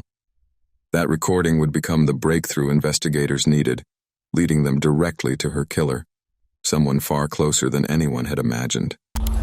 Did he show you this voice message? It sounds like she's choking, and there's a person talking at the end of it. Okay. No, somebody come and kill her, really. I don't know. She's been gone too long. Was she like this? Her hands were tied up, and a cord was around her neck, apparently. Get up, you can't do nothing. No, there's nothing to do. She's been down for too long. Do you... Estaba abierta la puerta. The door was open. Listen, I don't speak Spanish, so I need you to communicate with me in English, okay? And I'm not trying to be disrespectful, but I don't speak Spanish, so I can't communicate to you in Spanish. Only English. Can you look at me while I explain things to you, so you understand? Yeah. Okay. Hey, we went in, and if there was anything that we could do to bring her back, we would have. But listen to me. Okay. She's been gone too long. Kayla Hamilton was a high-functioning autistic young woman, hardworking, capable, and independent, but also cautious when she was alone. While her fiancé, Hector Ortiz, was at work, Kayla usually stayed inside their room and avoided opening the door for anyone. Their routine rarely changed. Hector would leave for work, pull the door shut behind him, and Kayla would lock it from the inside, placing a towel under the door for extra security. Once she felt safe, she usually remained there until Hector came home. Kayla was learning Spanish, but she was not comfortable speaking it with people she did not know. So if someone knocked during the day, she would call Hector first instead of answering the door herself. That morning, she followed the same routine. At 10:59 a.m., after hearing a knock, Kayla called Hector, but he could not answer, and the call went to voicemail. The message lasted only a few minutes, capturing muffled voices and unclear sounds. At first, Hector may have thought it was something he would check after work. But that short voicemail would soon become a crucial piece of evidence. one that helped investigators understand what happened inside that room. Medical history, like anything, like any kind of heart problems, any kind of breathing No, problems? she has also some PTSD or something like this. She has PTSD? Yeah. Okay. But she's normally, so. Okay, so me your question, does she take medication for her PTSD? No. Okay. Does she use drugs? No. It's just a question I have to ask. 2 years, we be together for 2 years. We don't do nothing, drugs, alcohol, Nothing. No reason for her to want to use anything like that? Okay. No, somebody come and kill her, really. I don't know. It's another guy right here. I think I be like a suspicious to him. I don't know what's going on. And this is where she lives. This is her address? Yeah, it's my, it's our room. That's your house? Room. We rent a room. Okay, so you rent a room here. Hector was still struggling to accept that Kayla was gone. But investigators had to look past the shock and focus on what led to her death. With language barriers making communication difficult, they needed to piece together the timeline carefully and determine whether this was random or intentional. The most important clue was the voicemail on Hector's phone. Though the audio was faint, it may have captured voices or sounds from the attack. At that point, Hector could not be fully ruled out, and detectives still needed to verify his alibi. What? Did she have a voice message? What did she get? Did she leave you a voice message or something? Yes, I just. What did it? Is it in nothing, Spanish? It's nothing. She don't say nothing. Somebody got her. Can I hear that?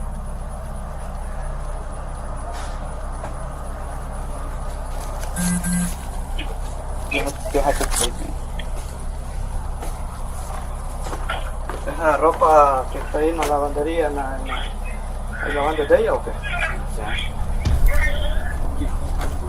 Agarraba un trapo y ahí. Did he show you this voice message? He did. Okay, it's just like screaming and... I don't know if it's screaming or... It sounds like she's choking. Yeah. No. And there's a person talking at the end of it. Okay. But her phone doesn't seem to be here. Okay. I'm having them ping it. What's that? I'm having them ping the phone. Okay. Just in case. Un audio que ella me mandó, pues. At the end of this voice message, did you hear like a voice at the end of the voice message talking? No, somebody say like a core or something like this. Core. Yeah. Core, yeah. Traducirle, si quieren. No entiendo. You can play. Hold on, let me see something.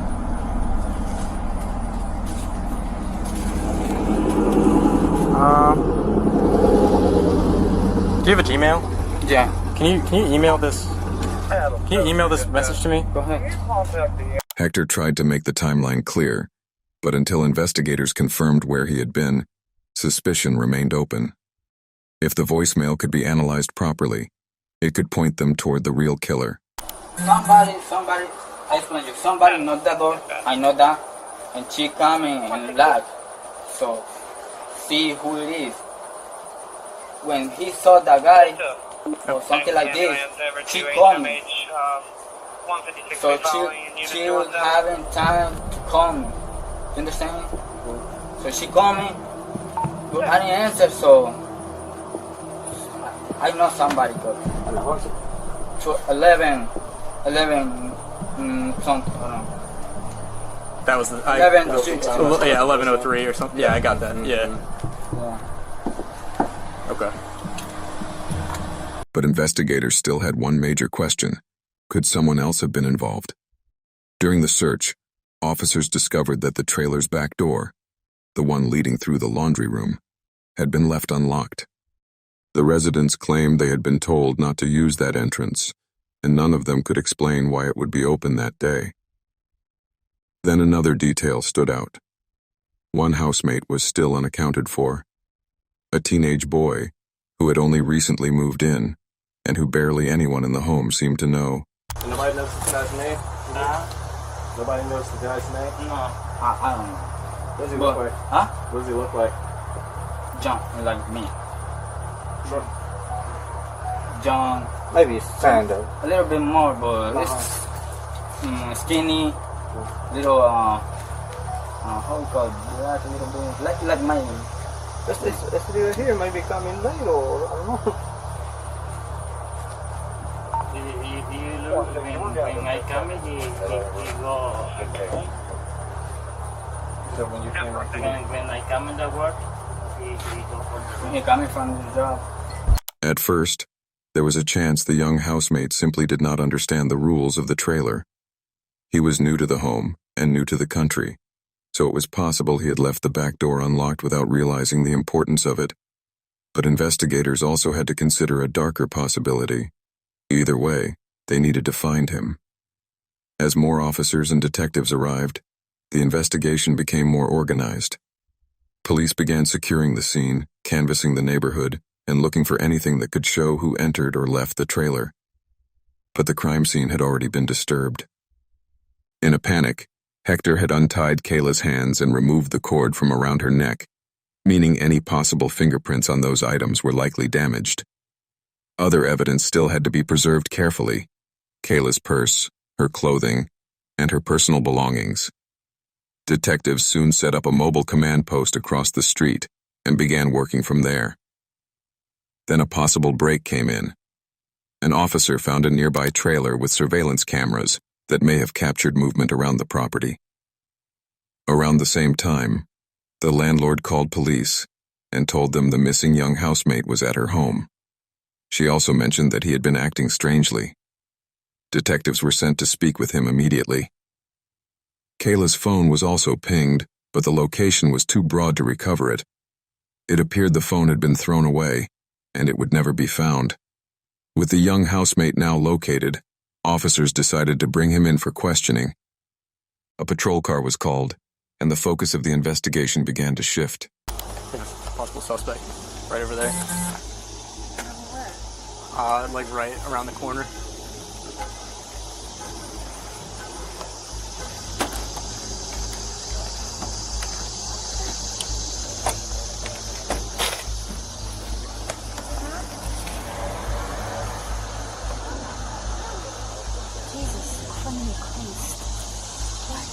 Yeah, I think it's the,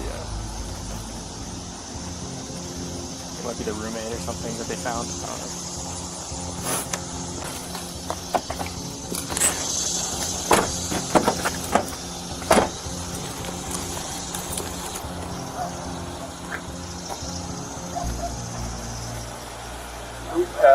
He said good. Transfer her to my truck. I'll just take him over, back over to the truck. He's going back to your truck? Back to my truck. Yep.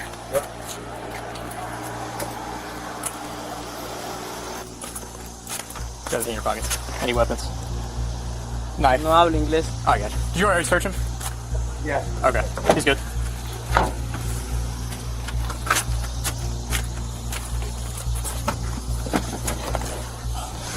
Walter Martinez did not run from police or resist when officers found him, but because he was only 16, detectives had to take extra precautions to protect his rights.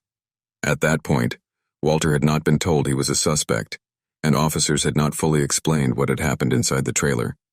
Still, it was clear he knew police were surrounding the home. As investigators studied the scene, one detail seemed unusual.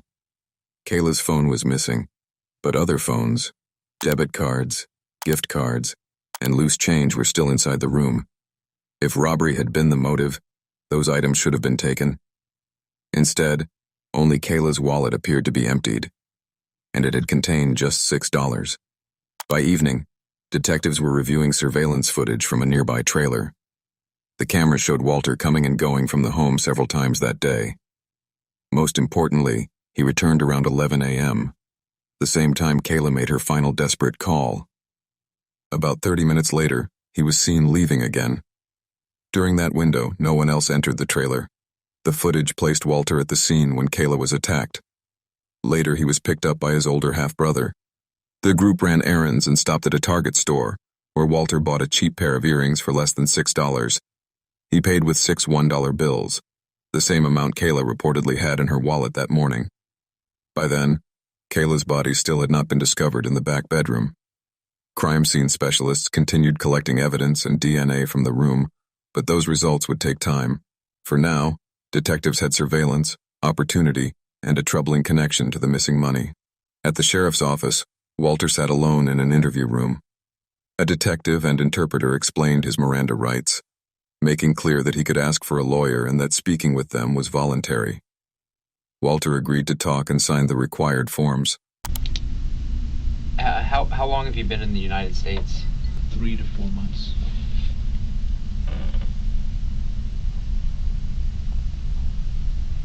And do you remember where you came into the United States? So yeah, Texas border.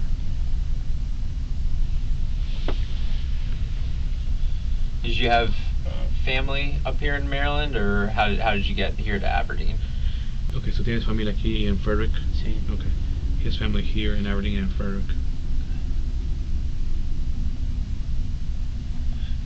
Where's your family in Aberdeen? Pero no me sé la dirección. Oh, okay. He es tu hermano, sí. Kevin? Sí. So his brother Kevin lives in the same trailer park.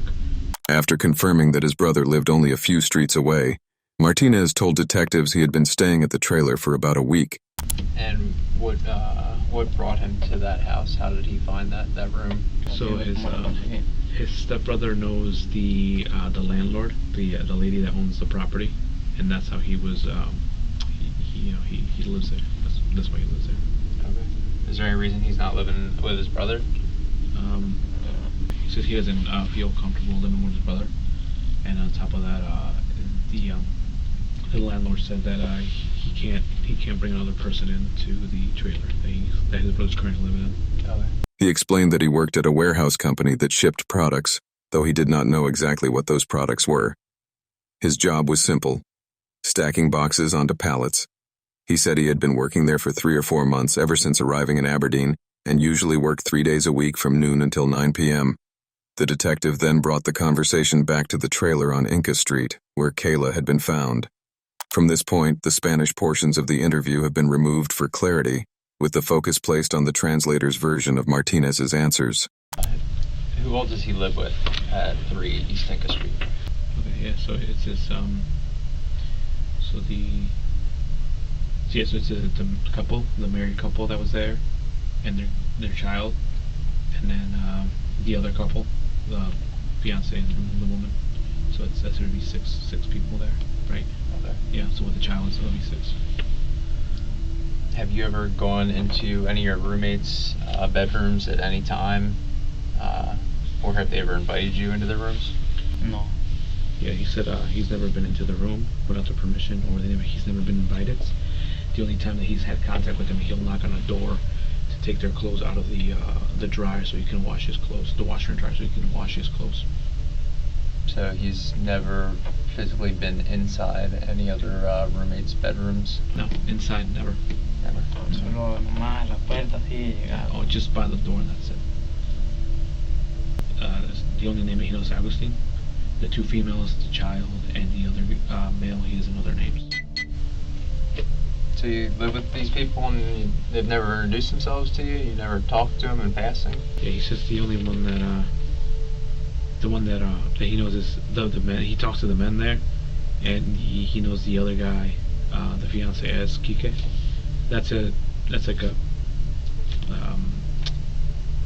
I guess short. It's short for Enrique. Yeah, it's like a term of endearment. And how does he know him by that? Okay, so he knows him because, or he's spoken to him because he, and Kike had talked to him about splitting the Wi-Fi bill, and he told Kike that he can't split the Wi-Fi bill. How'd that conversation go? Was it like even-tempered, or did it get heated at all? He said he was with his brother one time, and Kike offered to see if he can go on a pay, go half on the Wi-Fi. He said he couldn't do it. He's just going to. Kike tried to convince him, like, well, if you get Wi-Fi here, you can hook up a TV and get services too. He's like, I'm not worried about that. I'm just going to get a phone with with service. Martinez told detectives he had never really spoken to Kayla. He said she was another man's fiancée, and he did not want to create any problems. According to him, he did not even know her full name. He admitted he had heard crying in the home before, and sometimes arguments between Kayla and Hector, but he claimed he never witnessed anything physical. Beyond that, he said he knew very little about them, not their jobs, their schedules, or the details of their relationship. Detectives then shifted the focus to Martinez's movements that day. Could you just describe your day to me from the time you woke up to basically up until the time that you and I met? He got up at 8. Okay. He made some breakfast. Okay. He left the food in his room. So about noon, he got up at 8 and he made some breakfast, a couple eggs, 2 tortillas, and he left the house about noon. He said about ¿Volviste a tu casa? He said he can't remember if it's 11 or 12, but he went out with his brother. So about between 11 and 12, he was with his brother. They were going to go shopping for a computer. He does not know the name of the stores. He went to a store, another store, and he bought earrings. So the earrings he had on today, he had just bought them. He bought 3 pairs of those earrings. He does not remember the store, the name of the store, or where the store is. He said since he's new to the area, he doesn't know where he's at. What color were the other earrings? Okay, yeah, so it's 3 pairs. All 3 had a gold color, they were gold color. Yeah. Or did they come in like any packaging or? Okay, yeah, they come in packaging. So after he got the earrings, then what? So so between 2 and 3, he was with his brother and this other guy named Yarny, and so 2:30 to 3, his brother went to drop him off because his brother and Yarny work together. Do you want? Does Yarny have a full name or? He's not sure what his last name is or how to spell Yarny. But he's friends with his brother and works on. Oh, it's his brother's brother. He said that after being dropped off, he went inside the trailer, placed his food in the refrigerator, and left again to take a walk. He claimed he often walked around the area, especially near a nearby park, and believed he was gone for about 2 hours before returning. Then, unexpectedly, Martinez asked the officers a question that immediately stood out. So he has a question. He's wondering if he can go back to the room. He'll be able to live in the same place. Yeah, probably. No, pues sí, no hay ningún problema. Does he wonder why does he ask that? What, say it again? Why does he ask that? Oh, the reason he's asking because someone told him that one of the residents had passed away. So if she was in danger, he doesn't want to be in danger also. It was not the kind of question investigators expected from someone trying to hide a murder. It sounded more like the concern of a young man with nowhere else to stay, and who may not fully understand what had happened. Still, detectives could not take that at face value. They pressed further, carefully testing his story to see what details might begin to shift. Did you see Kike at any point today? He said he never saw him today. He didn't see him today. How about Kike's girl? He saw her this morning around 8 when he woke up. And where was she? Okay, she was going towards the living room this morning at the class. She was walking out of her room. And what was he doing? What was he doing? Mm-hmm. He was doing his laundry. So she came out into the common area and he's doing his laundry. Where did she go from there? She went back inside her room. And after that, he didn't see her. He never saw her again? Nunca la viste de nuevo? No. Detectives asked Martinez what his housemates would say about him. He answered that he had never had problems with anyone in the home, so he believed they would speak positively about him. Before the interview ended, he asked again whether he would be allowed to return to the trailer, explaining that he had nowhere else to stay that night. The detective told him they would see what could be done. Moments later, Martinez was handcuffed again and taken back into custody. The interview had not produced a clear confession, and the language barrier made some details harder to interpret. But one thing stood out. Martinez appeared strangely emotionless. A young woman had been brutally assaulted and killed inside the home where he lived, yet he seemed almost unaffected.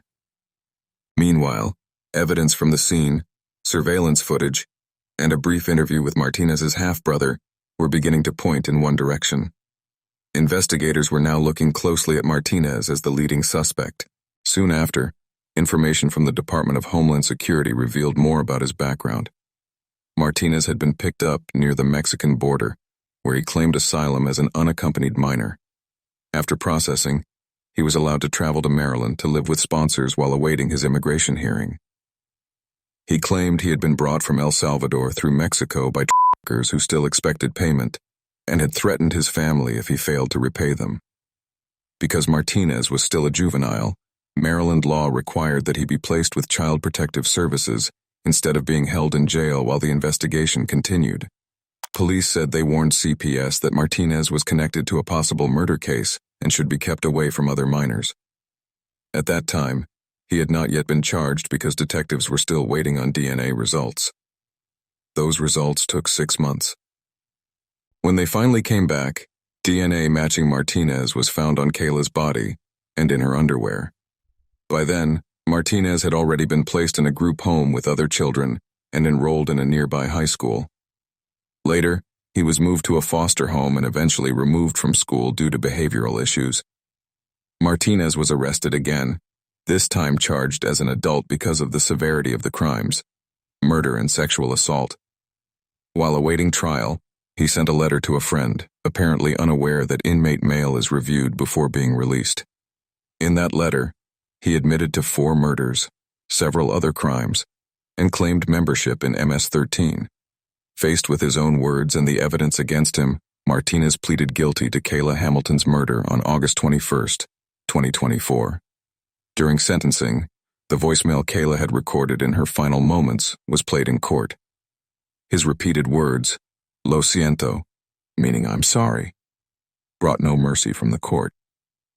Because of his age at the time of the crime, Martinez received a life sentence with all but 70 years suspended. He must serve the full 70 years. If he lives long enough to be released, he will then face another 5 years of supervised probation. After Kayla's death, her family began working with state and national representatives to push for legal changes. Their goal was to prevent juveniles awaiting trial for violent crimes from being placed in settings where they could endanger other children. Do you think investigators should have trusted Walter Martinez's behavior during the first interview? Or was his calm reaction already a major red flag? Do you believe juveniles suspected of violent crimes should be kept away from group homes and schools while DNA results are still pending? Kayla Hamilton's final voicemail became the piece of evidence that helped expose the truth. But her case also raised serious questions about how dangerous suspects are handled before charges are officially filed. Share your thoughts in the comments below. And if you want more true crime breakdowns like this, make sure to subscribe and turn on notifications.